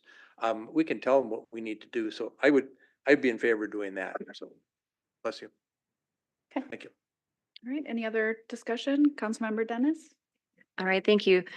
So I have a lot of questions, but for time wise, I'll try to get some of them answered after this. But I have one question on street reconstruction, one on economic vitality, and one on sports complex. So I just, we've been talking about the sports complex, so I just will continue with that topic. The what Councilmember Palmer just mentioned about, like, use the term wink, wink, wink, when we start to partner, trying to fill in funding, try to, if we spend all of the money or a huge chunk of the money on property, and then of course we have to find out how to build and how to, I don't want to see this take away from the open gym, the open time for community to be able to utilize the sports complex. And I feel when you start to try to find more funding, there's some potential cronyism, to some situations where you might start to utilize more time for other things to, wheel and deal and make, the gaps fill. So my question is there a way of protecting the amount of time that community residents, neighborhoods, people can come and utilize the sports complex and not have to pay money to do so? I know there will be chunks of time that there'll be obviously sports activities, but I want to see about if there's any way of protecting the community to be able to use this for a community complex, not just having to pay money. Point of order, clarification. Obviously, we're talking about the capital investment here, and I assume there are other conversations that will be focused on programming. Yeah, thanks, Councilmember Dennis, for the question. It's a good question. I just think this is the wrong time to ask that question. We're not to that level of detail. My answer, though, would be, it just comes back to, it's exactly why we don't want to overspend on the land, is so that we can deliver as good of a project at the end that we can. So more to come on that question. We're not to that level of detail yet. Okay, thank you. I just like to start off early to put it on the record in case, things go on. And okay, thank you. Yes, I would like to make sure that residents from all walks of life can utilize this sports complex without having to pay big dollars to be parts of programs and things like that. So, that was my question on the sports complex. And then just a quick question about the housing. The Housing Coalition is doing this wonderful housing tour next month. Lands on a council day. I can't attend. You might be aware of that because you've gone to a lot of the meetings that I have gone to as well with housing. Housing is a crisis, and we need to make sure that people are well informed on, how other communities and how we are doing. Is it possible for the council to have an opportunity to do kind of a housing tour, such as what's being done next month? I can't remember if it's the 7th or 22nd, one of the days that are on a council day that most council members cannot attend. Is it possible just to get more questions answered on how we can best utilize the money by having real life training? I think those tours are done by other entities. Those aren't being necessarily scheduled by teammates here. So I think if there's specific questions you have on housing, I'm happy to answer any of those questions as well. Okay. I just think it would be a wonderful thing for maybe some kind of part of the study session, some kind of already planned training for council to also have that kind of opportunity. I think it's a very real world question and answer when you go on a bus and you can see what is being done and built and stuff. So. No, and I think there's Thank you. generally one done every year. So it's not always maybe on a council meeting, but their teammates and other people have been in attendance in prior years as well. So I would imagine there'll be a follow-up in the following year as well. Okay. Oh, good. Thank you. And then one thing it's kind of because we have Climate Week. It's every week should be Climate Week, right? But that ended yesterday officially. But a lot of things I've been listening to when I'm researching and going to meetings about making our city more sustainable with being a good environmental steward is the impact of concrete and how concrete is hugely impacting global warming, just with making the planet heat up.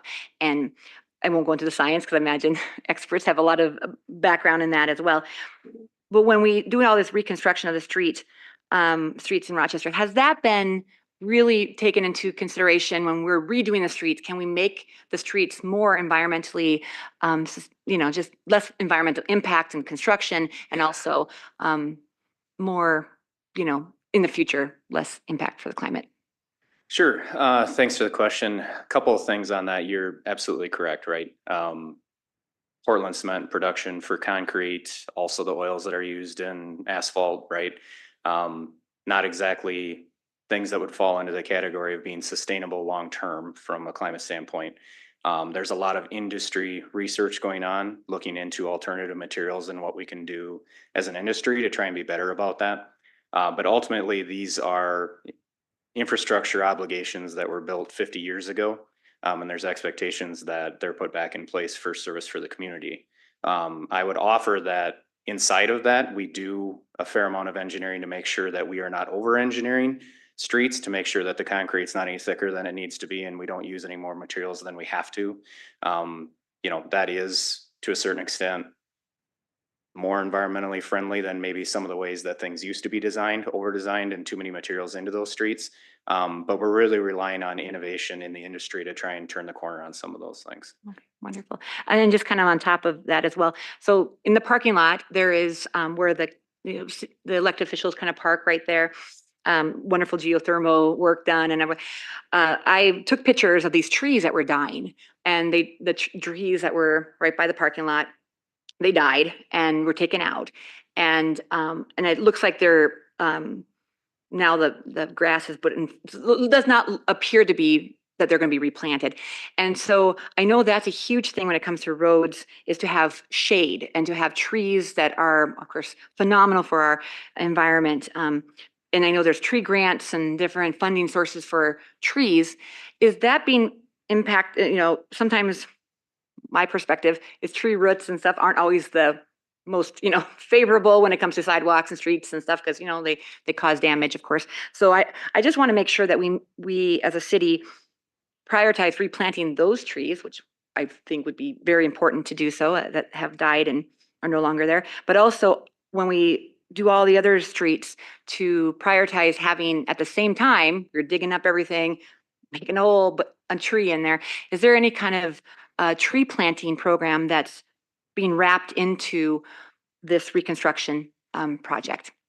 Sure. So for those trees specifically, I would have to defer to the facilities teammates on whether there's any plans to get those back in. But in general, for public works projects, we do typically collaborate with the forester on every project to make sure that we are doing as little damage to trees as we can. Also collaborate with them on which trees should go back in on any given project. And sometimes there's construction methods that can be employed to preserve the roots so that trees aren't killed by our activities, things of those nature. I recall circumstances even in this last construction season where services to houses were rerouted to avoid mature trees. So it's certainly part of the conversation in every project that we build.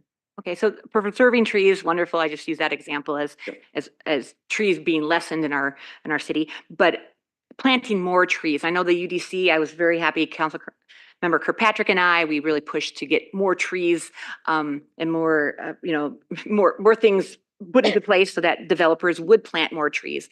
I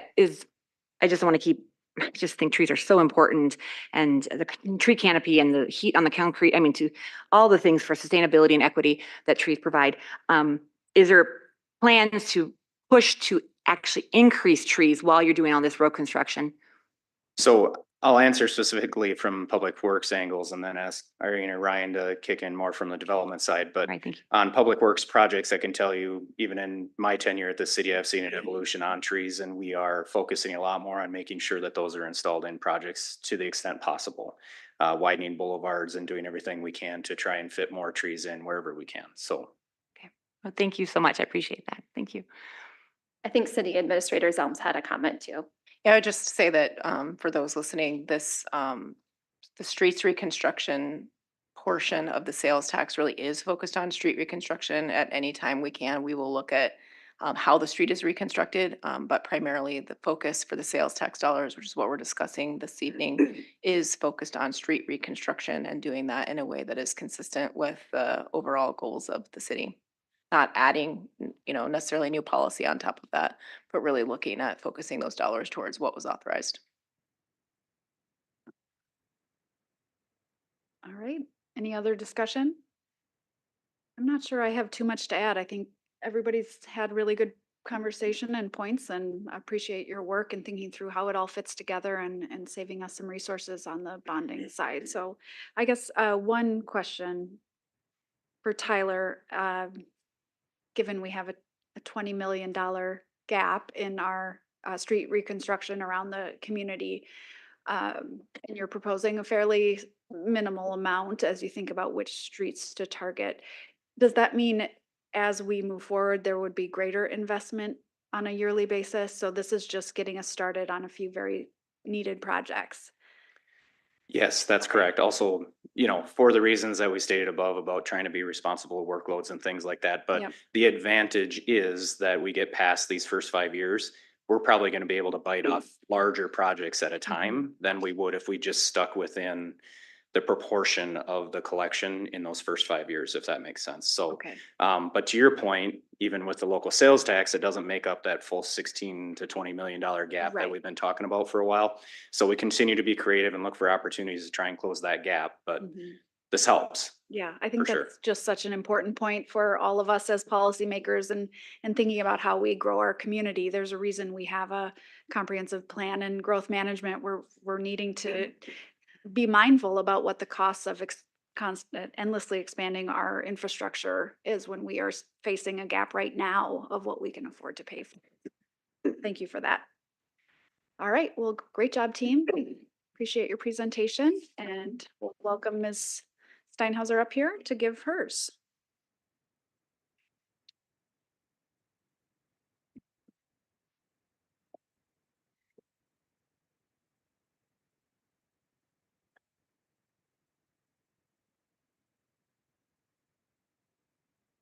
Thing I'm just wondering about is I remember a statistic, and I know Ms. Sexton's in the room today, although I'm not sure she has it offhand, of what percent of the concrete from the downtown buildings, the Mayo buildings, will be recycled into future projects. Do you have that off the top of your head?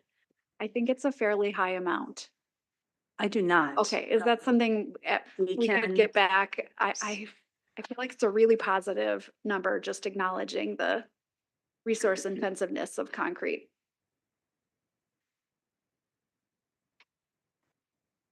Thank you. Let me go ahead. We can go ahead. Great. Okay, thank you. So Cindy Steinhauser, Deputy City Administrator for Strategic Transformation and Partnerships. Happy to be here to provide you with an update on our efforts regarding supporting transformation. I'm going to focus into 4 key areas for tonight's conversation. And we've got a lot of city teammates because this is a collaborative effort. And so any questions I might not be able to answer in greater detail, the true experts are here in the audience behind me. So as I said, presenting in 4 key areas. And when we first presented earlier this year about the unprecedented levels of public and private investment that would require us addressing the impact of this kind of investment in Rochester in these various areas, and really that the city's role was to lean into how do we staff for project delivery and how do we specifically address the public realm placemaking. That, of course, is tied to our work with the Destination Medical Center and the state legislation that directs $585 million specifically for this work as in Rochester. So first I want to talk about our staff delivery. It is very much an integrated approach. It is integrated across the organization. Specifically, Ryan's Development Services and Infrastructure Impact Team and our Strategic Transformation and Partnership Impact Team work very, very closely every single day. But we also have lots of support and guidance that come from a lot of talent across the city organization and our community partners. And there I've just listed the departments that we're really leaning into specifically right now. Again, it's integrated.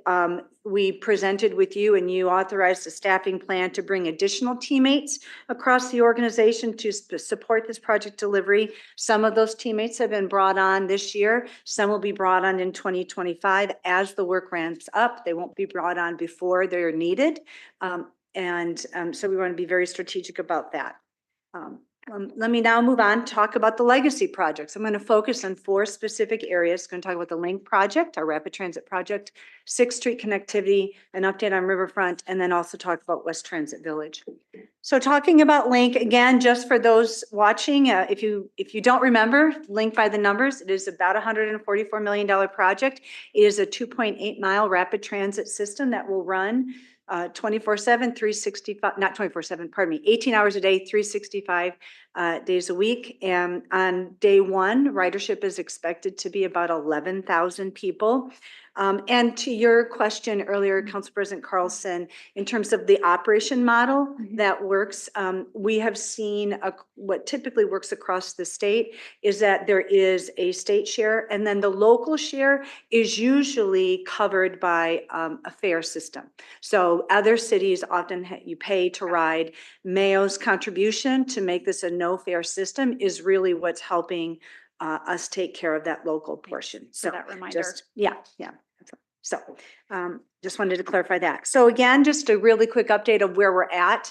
We have completed our what's called PMOC, our Project Management Oversight Consultant Readiness Review. Huge milestone. A lot of work to lead up into that. We received word that our readiness review report indicated that we are ready, which means we are ready for the grant award. Again, just a reminder, the dollars are there set aside at the federal level, signed into the president's budgets in over a 2-year time frame.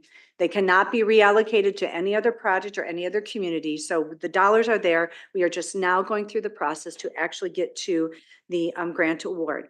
Our final application has been submitted into the FDA's TRAM system. Sorry to use an acronym. Don't ask me what TRAM stands for. Ian could probably tell you, but it's a good thing, right? It's entered in. It's going to allow for us to be on schedule and actually get funds released and our funding, our official notice of funding December 4th, the week of December 4th.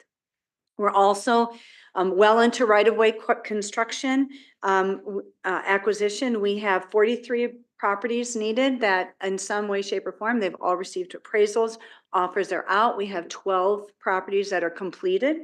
So we've got a few more to go, but we're on track. The goal is to have those all completed by the end of the year.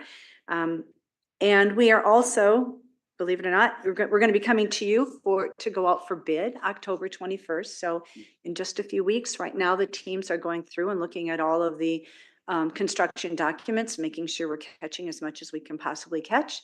so we can minimize any addendums to the construction documents, and looking at things like where we're going to do construction staging. So really good work happening in that space.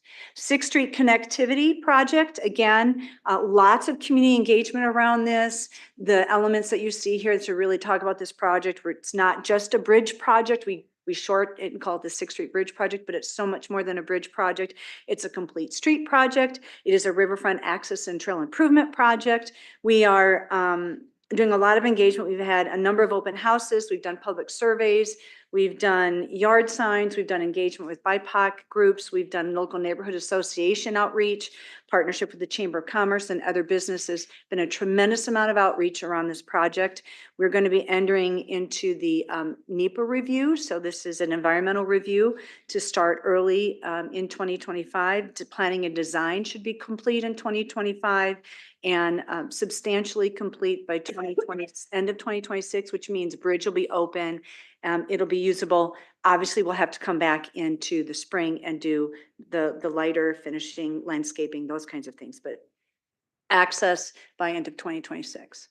Riverfront development, these are complex sites. They are sites that take years to develop, and it's important we continue to advance our work in these spaces. So the downtown waterfront southeast, which is also known as the former AMPI site, it has a lease agreement that expires in 2027. The next step in the process defined in that lease agreement is that they get a general development plan. That general development plan has been submitted, has been approved, so work continues to progress in that site. The Riverfront Reimagined site, which is a site here around the government center, there's an east and west site. We're talking, we're working on pre-development activation, really helping to, and that's the work being done by the community development teammates along with Josh Johnson and our team. Connecting these spaces and creating better flow from downtown to the river and back, not meant to compete with primary downtown, but really to help improve connectivity. We heard that a lot in the historic district conversations, in the downtown task force conversations, and of course, obviously through the small area planning process. We also anticipate bringing a draft.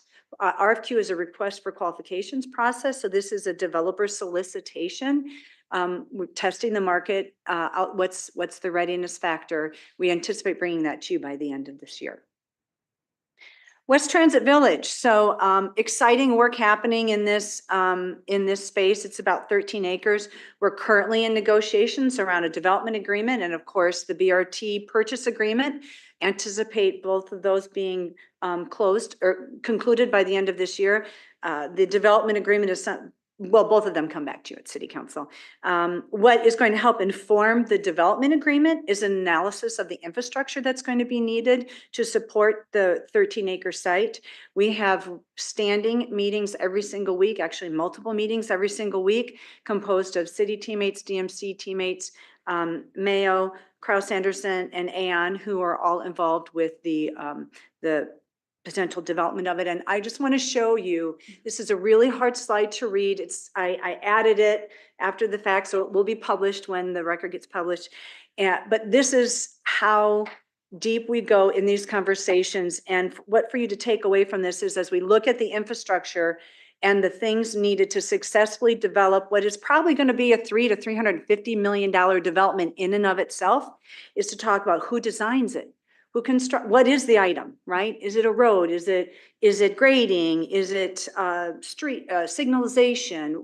You know, is it a trail? What is it? Who designs it? Who constructs it? Who develops it? Who owns it long-term? Who maintains it? That's the kind of exercise that we're going through and doing a deeper dive. And I share that with you because we're going to talk about Unbound in a little bit. So that work progresses. What you need to know is the purchase agreement is tied specifically to BRT and our acquisition of property from Mayo for the BRT, and then the development agreement, again, the goal is to bring that to you by the end of the year. So now I want to talk about Unbound, and 3 areas I want to highlight for you with this presentation is around street vacation, bike and pedestrian connectivity, because it's generating a lot of conversation, has been since we've been talking about street vacation, and development agreement. So again, just a reminder by the numbers, what is the Bold Forward Unbound, and obviously $5 billion investment, but I want to point you to the last 2 lines, bullets there, and understanding the impact of the work that's going to be happening in 25 and 26. 15 blocks disrupted in 25, 8 blocks impacted in 26, it could be from 12 to 18 months. So as we think about, and one of the key components of this project to be successful involves the street vacation. And when we talk about street vacation, here's just a schedule of what's going to be happening. The application should be coming within a matter of a few days. It would go to planning and zoning in October. It would come to you November 18th. A lot of conversation around the pedestrian and bike connectivity because there is, it is part of our bike connectivity system. And so what you need to understand and what we want you to know is that there's a lot of conversations right now happening around what does an interim and a permanent solution look like, right? The permanent solution, as we take a look at it, and First Avenue and also Broadway are corridors that are rising to the top for evaluation. And when we think about that, we know that a permanent solution needs to involve a lot of engagement with a diverse group of stakeholders. There's design and construction. And if we're going to be in there, do we also need to think about what other kinds of improvements need to happen? So that's a really long way of saying permanent solution could take up to 2 years when you go from engagement to design to construction. So we are really prioritizing an interim solution conversation right now because of the timeline of the street vacation consideration that's going to be coming before you with City Council. And I do want to just share that there's a lot of engagement being planned. There's been some outreach to particularly the bike community, but there is engagement being planned in October. We're going to be going obviously to the back to the Bike Ped Advisory Commission. That's on October 14th. There's an alternative transportation monthly meeting. That's on October 8th. This is on the agenda. We're planning some open houses mid-October. We're still landing on date and locations, but in downtown, a midday and an end of day open house for the public to come and give input. We've got an online instrument that's going to launch October 14th.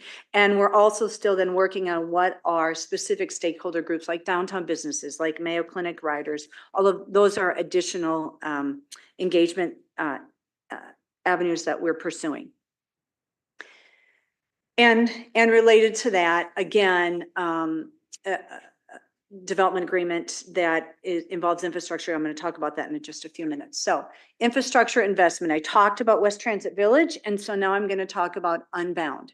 And what I want for you to again reinforce that this is an integrated approach, and I want to focus on the goal statement there. We've been talking about what is going to be the infrastructure investment necessary for this project and other private future development to be successful is that we approach infrastructure investment from maximizing opportunity, supporting future growth, and minimizing potential future disruption to our community. Construction fatigue will be real. We know that. And so we want to really be smart and judicious about how we approach deciding what kind of infrastructure needs to take place.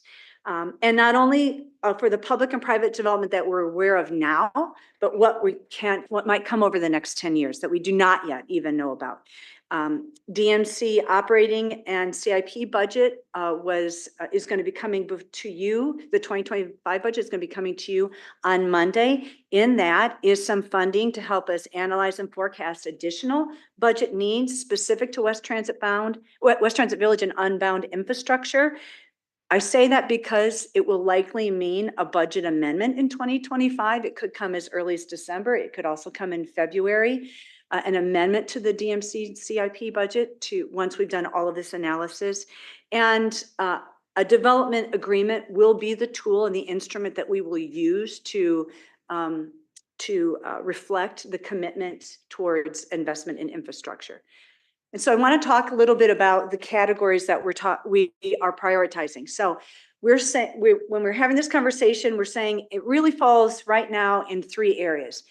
Is the infrastructure necessary? Is it something that we should get in there and do because the street is going to be open? Second category is, does it present an opportunity for optimization? For example,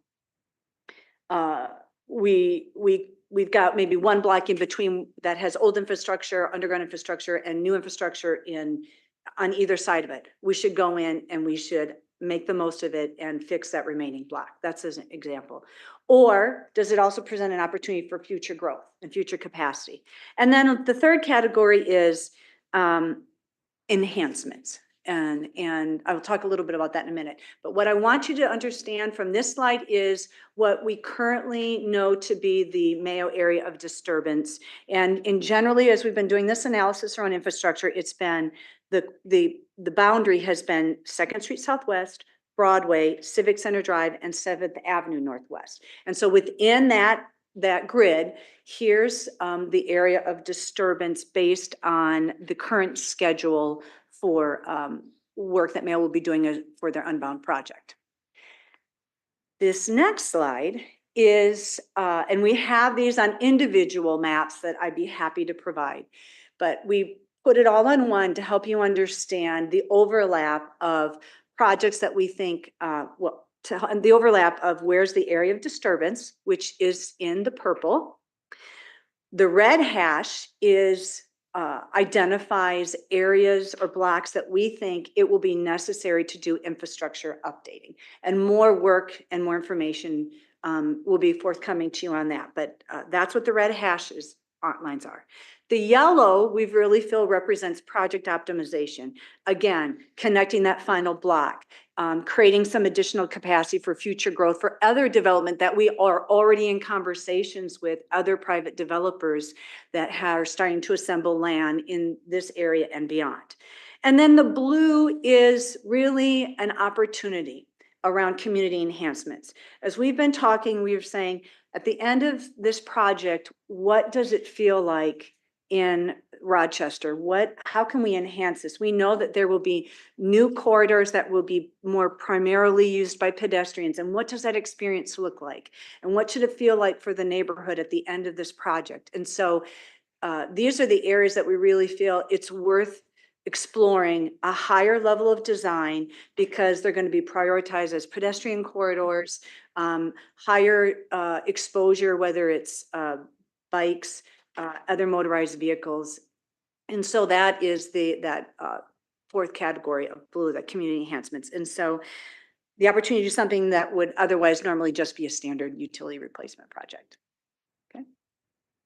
Construction coordination. Honestly, it is such a privilege to work with all of these people, because they approach this so professionally, so committed.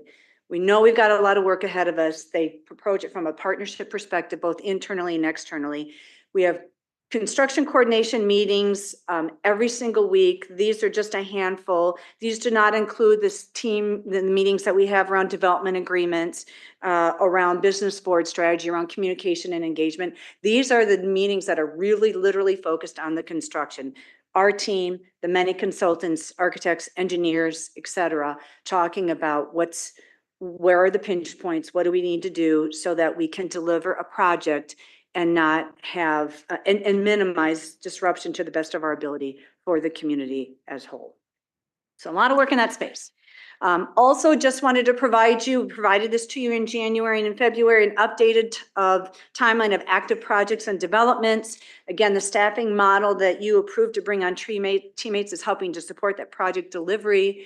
So again, there's a lot that's going to be happening over in the next 5 years, but we are really starting to put things in place as a team, our processes, our ability to work together, work past challenges, I think has been really healthy up to this point. Regulatory milestones, there's 3 really big ones. You approved at your last meeting, the Alternative Urban Area-Wide Review, the AUAR. We do have the UPUI, which is the Underground Power Utility Infrastructure. And this is work that needs to happen soon because it's connected to the new Mayo parking ramp at 4th and Center. The terms of a UPUI will come to you in a development agreement, and that will come to you before the end of the year. The Mayo Overlay Special District, this is going to come to you October 7th, so next Monday. The current language of this overlay district is from the 80s. We knew that we would need to do this once the UDC got adopted. And so the goal is, but we didn't want to do it as part of the UDC process. We wanted the UDC process to live and stand on its own. But the goal is that this complements the UDC, that there is alignment between language in the new overlay district and the UDC. And again, that's coming to you on Monday night.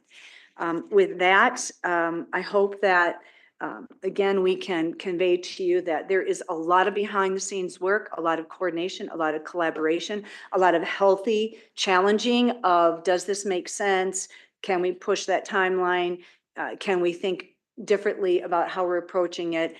Like any complex project, it's really good, healthy conversation, and feel like we've got a really great team that's here to deliver. So with that, I will happy to answer questions or, you know, toss the ball to the other really great people here. Wow, thank you so much, Ms. Steinhauser. Where do we want to start? Councilmember Palmer? I'm assuming that somewhere we'll have a website that correlates with the mail and other private that somebody could go to and see the kind of the proposed timeline, so they can just go to one site. Is that?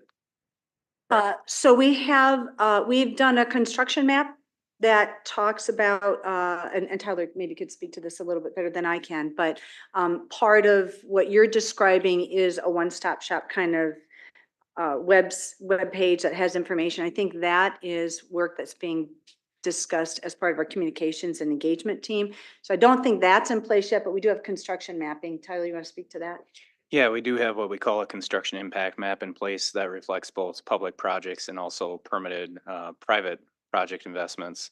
And the hope is, as we bring those staff on here in 2025, that we'll have a little bit more GIS capacity to dovetail our efforts with what Mayo's got going on and turn it into what Cindy, I think, described as that one-stop shop, to be able to understand all of the impacts, but then also route through and around them as being the key communication piece.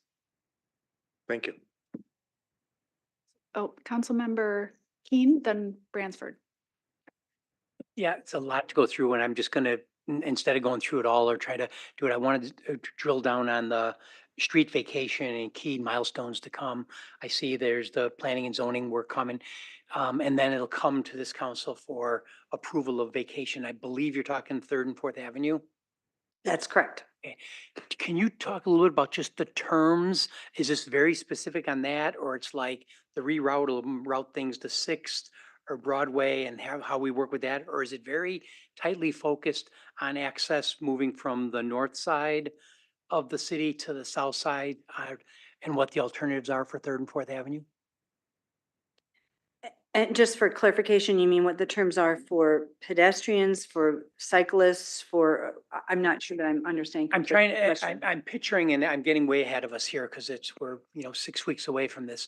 But is this the language going to be such that we just want you to vacate it, or is it going to be vacation with these alternatives? Or is it vacation and we'll talk after we get done with that? Sure. So I will let Assistant City Administrator Yetzer add to my comments, but a street vacation, what will come to you is the application. We'll want the traffic conditions addressed, we'll want the stormwater conditions addressed, and the sanitary sewer conditions addressed. But other than that, I'll turn it to Ryan. Yeah, thanks. I think Cindy nailed it there for the most part. I mean, there's a traffic study that we've accepted based on the conditions of the traffic study. What you'll see come before you is a fairly, I won't call it a standard vacation because it's obviously not a standard vacation, but the process is standard. There's law around how we bring forward a vacation, right? So it will come to you with the question of vacating that street. We will have conditions of approval on it, probably some unique ones on this one that you don't normally see on any average street vacation, but it's not going to come and propose new traffic patterns. It's going to be asking you to vacate that right of way at a certain date. And we can certainly help you understand what those new traffic patterns would look like, but that's not necessarily attached to the application. Okay, and just a follow up to Mr. Yetzer, I see in there talking about pedestrian and bicycle. I am probably less concerned with bicycle in this, but I'm very concerned with pedestrian movement across here. When you say we'll have some conditions, could there be conditions on how they move, or give me a feel for what you mean by conditions? Yes, we would anticipate there are certain provisions of the Unified Development Code that require connectivity, and you could see a condition on this one that requires that connectivity metric be met through the UDC. So to answer your question, yes, there could be a connectivity type of condition on this one that is abnormal for some of the other ones that you see, because this is just a much larger request. And if I could just build Yes, off please. of that, I think the Mayo team very much understands that we're prioritizing pedestrian connectivity. So I unfortunately don't have a graphic that I could show, but I hope for the next update to be able to have a graphic to show you how the pedestrian connectivity is going to happen from Second across Fourth and then over to First Street. So it's very much top of mind as we go into these conversations each week with the Mayo team and their consultants about maintaining pedestrian access and connectivity. Yeah, good. I bring it up only to make sure because we have talked about this before, that connectivity and the risk of splitting the downtown there and making sure we have some responses to that. So thank you. Thank you. Mr. Bransford. Yeah, this may be a little tangential, but the Calvary Episcopal Church, right, that's been a little bit button. I don't want to necessarily call it that, but during construction, I just want to make sure that the parishioners there have some access, that we have some planning for them to be able to get in and out. And I know that there's some concern there. So it would be nice to see some plans or some ideas about how those folks can get in and out, particularly during construction. You know, in terms of what's going to happen around them, you know, it is what it is. I hate to say it that way, but this is, yeah, but getting in and out of there is definitely a concern for them. So I just thought I'd bring that up. If I can respond to that one quick, just would point out, one of the meetings that Cindy listed on there is a construction coordination meeting. So we meet with the Mayo team weekly in person for that exact purpose, to make sure that we are not just that property, but all properties associated with the Unbound and Link project are maintaining access throughout construction, and that we're not tripping over each other. So That property is kind of more intimately connected. I mean, is right next to it, right? So I think there should be some level of extra sensitivity to that particular property. I will say, in addition to what Mr. Yetzer, wow, say that really fast at times.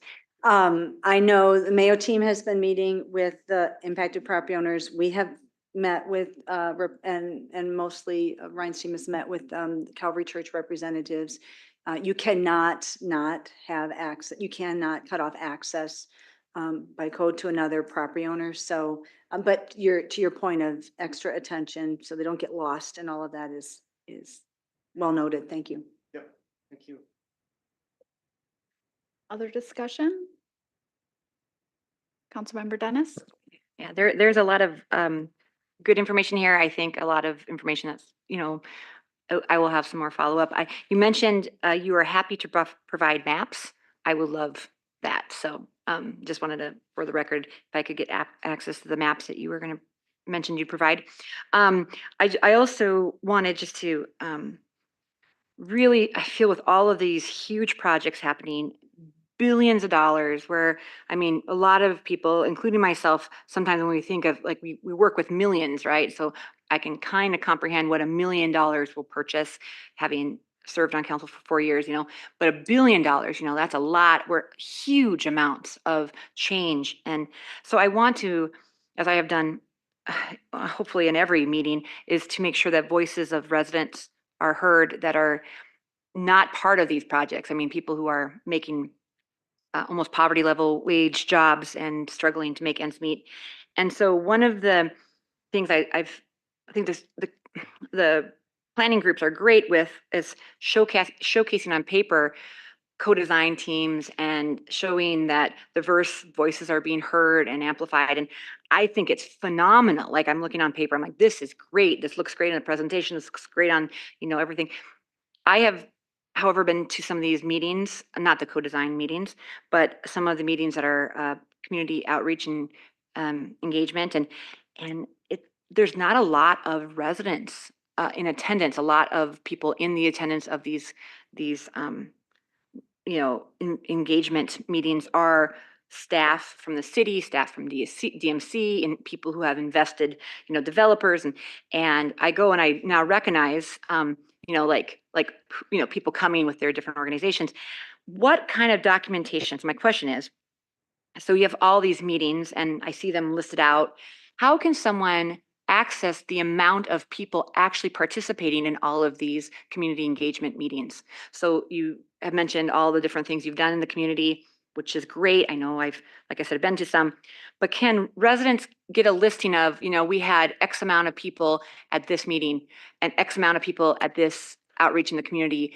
Because some of them I've been to have, like you can count on your hands how many people have been in these groups. So how can we get that kind of data that shows that it doesn't just look good on paper, but actually this community engagement had 50 people come? Yay. Like at a party in my backyard had over 50 people, like that. You can have people come in, really, you can get a lot of people, but a lot of these community engagements don't have a lot of residents who show up or even really know about these. They get their media, let's say, on a certain social network or whatever, and don't necessarily watch the news or read the paper, or they might not know about these groups anyway. So how could someone like myself or someone in the community say, we like to have a list of all the community engagement opportunities that have been for this project and the amount of actual citizens who showed up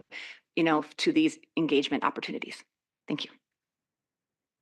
So first of all, let me just say, I would say engagement takes shape in a lot of different ways because people feel comfortable engaging one way versus another.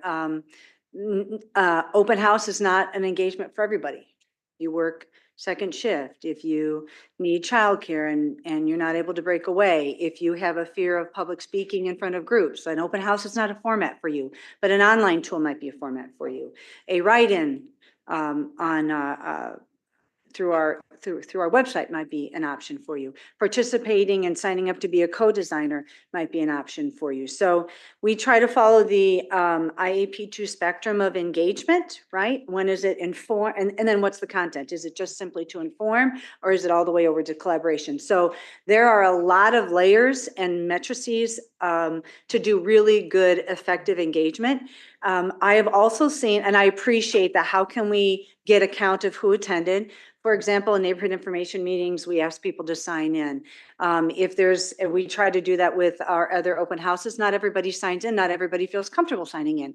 That personally, there's some literature out there that says forcing someone to sign in is intimidating, especially if English is a second language for you, if it's not part of your culture. So I think it's more important for us to understand what are the barriers that we need to remove from the engagement process, and make sure that people feel like they can engage in a way and a method that is most comfortable for them, that it's most authentic. And so, yes, we have people sign in for meetings. Not everybody offers to sign in.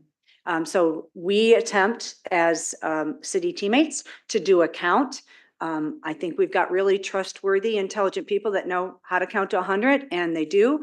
And we try and report out on that. So I would say that's, if you're asking for 100% documentation for every single project that I've listed here and every method where we've engaged, whether it's been on the phone, whether it's been by email, whether it's been in an open house, whether it's been an online survey instrument, no, we don't have that. But we have a lot of really good documentation, a lot of really good anecdotal information around how robust our engagement processes have been. I just would quickly add that, I mean, these projects aren't coming out of thin air. They're coming out of a significant amount of engagement on the front end to even conceptualize what some of major these projects we're pursuing. Some of these projects started in 2015 in planning and analysis. Okay. So I just want to add here. So when we say words like robust and different, big terms, I think if we don't have documentation, and we're talking documentation as write-ins or online, or these community open houses. I appreciate someone's trying to count, but I think data is so important. We're talking billions of dollars and huge, and to know how many voices have been heard in this process is incredibly important. And I think that just having a couple forms of, a couple staff counting how many people showed up at this community open house, how many people filled out forms. Yes, confidentiality is important for certain events. And if people don't want to have their names on a list, yeah, for sure. Don't intimidate, or cause barriers. But I get like, I don't know, my stomach turns when I think about how we are going to be moving forward in the future with this kind of these projects, and don't even have a clue on how many people have actually voiced their say. And we can talk about all these other, things that are happening, the 2050, things. But I'm talking about looking in the past and saying we held this many open houses, we held this many, and not have a clue if anybody showed up. So without documentation, you have to assume that no one showed up because No, I would think that's an incorrect. And when I say then robust, I would like when I to see say documents to prove robust that wrong. engagement, Steinhauser has the floor. when I say robust engagement, I mean, it's not just having an open house. It's having an open house. It's prototyping. It's co-design. It's an online instrument. It's a community cafe. It is one-on-one networking. It is reaching out into stakeholder groups. It is online tools. So when I say robust, I mean in terms of the ways of and how we engage people to remove barriers to them informing it. And Ms. Steinhauser, there have been countless presentations by staff that have a slide or two dedicated to, these are the ways we reached out. These are the numbers of people we touched in each of these different methods of engagement. So I feel confident that we are tracking, that we are using a mixed method of engagement. So. Okay, just to clarify, how do we find, words like countless and those are, but how does someone find out? Let's say I want to know the countless numbers of times that people have said this has happened. How can I find a list of exactly how many, or ballpark how many? I would like to see, just as we're voting on these huge projects, I would like to see personally, what is the numbers and the data collected from all the past engagements? How do I go about doing that, Ms. Steinhauser? Council President, council members, I would just say this line of questioning is continuing, and one person wanting to be able to see that in order to make a decision isn't necessarily the way that policy gets made on this governing body of 7 individuals, as well as the mayor who vote. And I'm not completed with my comments yet. I will say I'm complete when I'm done. I think what's critical here is that we are doing engagement in a way that is recognized as a best practice across the country, and not only just a best practice, but even adding that co-design element. And while one individual may want to have all the specifics of every single number, that is generally not how the best decision-making gets made when looking at the types of investments that are happening across the community. I would encourage anyone that's looking for that information to go to our website and go to the council meetings and then look up any number of these projects. We have been before council multiple times over the last 4 years that I've been here, and probably scores of more times. I know those are also generalized words, but you can find all of the different presentations on our website. They're located there. Folks can find that, and I'm certain that they can also reach out to the project team. Each of these projects is also listed on our construction project website, which has the teammate who is the project lead for each project. There's many different ways, and I would also encourage people who are interested in reaching out to consider 311. trying 311, which is one of our new ways of reaching out, so that people can select their own method. I would encourage you to move on from this line of questioning, or I would also point out that there are a lot of misstatements being made in this. Well, I would like to clarify, I did not make any mistake. Councilmember Dennis, move on from this topic. Okay. This topic. Okay, I will move on since that people want to hear what, Oh, but I do want to say that I make my decisions on data. That's why I'm asking for numbers. I am a representative of the people, and I want to make sure people Councilmember are Dennis, we represented. heard your message, move on. Or I hope don't. others also base their decisions, policy decisions on data as well. Of course we do. Thank you. Okay. Any other discussion? Councilmember Kirkpatrick. Thank you. I just want to say thank you. I understand that there has been a fairly significant shift in staff to be able to accommodate this another first for our city in a very large project that will have a huge amount of impact on our community and the world for healthcare. be difficult to navigate the downtown and to kind of go through this. You mentioned construction fatigue. I know that a lot of people, this is the heart of my ward here. So a lot of us have understood this. We're tired of it, but it's going to be worth it. And I think we're all going to hang in there and we're going to do our best. And I'm really looking forward to the outcome. I've mentioned to a lot of people in the last few weeks, growing up here in a very small town where the Canadian geese population equaled the amount of human being population. But I look when I'm downtown and all of a sudden the Kellen building pops up. And it's like, wow, we have that in our city. So as we move forward together in this, thank you. Thank you for the challenges that are going to come up and how you address them. Thank you for listening to the public and listening to the community's needs. And thank you to Mayo for bringing this project to us that has buoyed our economy for decades. And as we move forward into the future, it's exciting. So thanks. Thank you.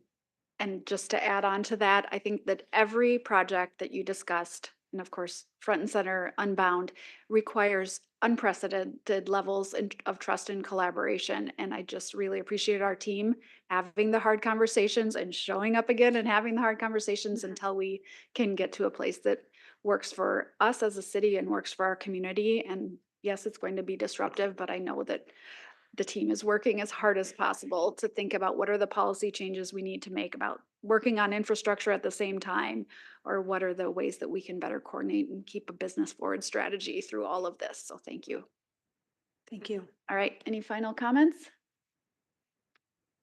Right, well, thank you, Ms. Steinhauser and team for being here today. I will turn it to Ms. Zelms for the study session schedule update. Thank you, Council President, council members, Mayor Norton, members of the public. Just changed slides. Goodness gracious. So your next study session is on October 14th. And at that time, let me just open my study session calendar again. Thank you. We do have some updates on bus rapid transit and then the transit operation study. So flowing nicely from some of your conversation today, as well as an update for you on fleet evaluation that we've been looking at, how we provide fleet services. I did just also want to point out that we still have no items for October 28th. And so we will be canceling that study session meeting. So if anyone was thinking about plans for that week, that we don't have any items, we don't anticipate any items. And so we'll be canceling the 28th. That's all I have. Council President, Councilmember Kirkpatrick. We could always have an update on the urban forest master plan. That requires staff to have planned to do that and to have I them know, work on I it. know. But And they're working so hard. They're kind of in that gear. they're actively working on some of that. So I I know think they are. it would be best if we gave them time to actually. And it's prepare. awesome that we got the grant for the park. So yeah. Absolutely. Or we could dress up and hand out candy. It's a little before Halloween, but That'd hey. be awkward. All right. okay, I would just echo that. Maybe even since we have it on the schedule, these huge budget discussions get so packed. And so can we perhaps just all come and ask questions, having it transparent about the budget, because it's already on the schedule, having some just City Administrator Zelms, a couple people who might be able to just answer some budget questions so that residents can have those on record. The staff are available, Mr. Anderson, to sit down and answer questions at any time. I don't think we need to do that. So that he'll sit down and have a meeting with me and answer questions? Okay, then that's okay. I'll make a appointment to Thank you. meet with him on the record. Thank you. Thanks, everyone.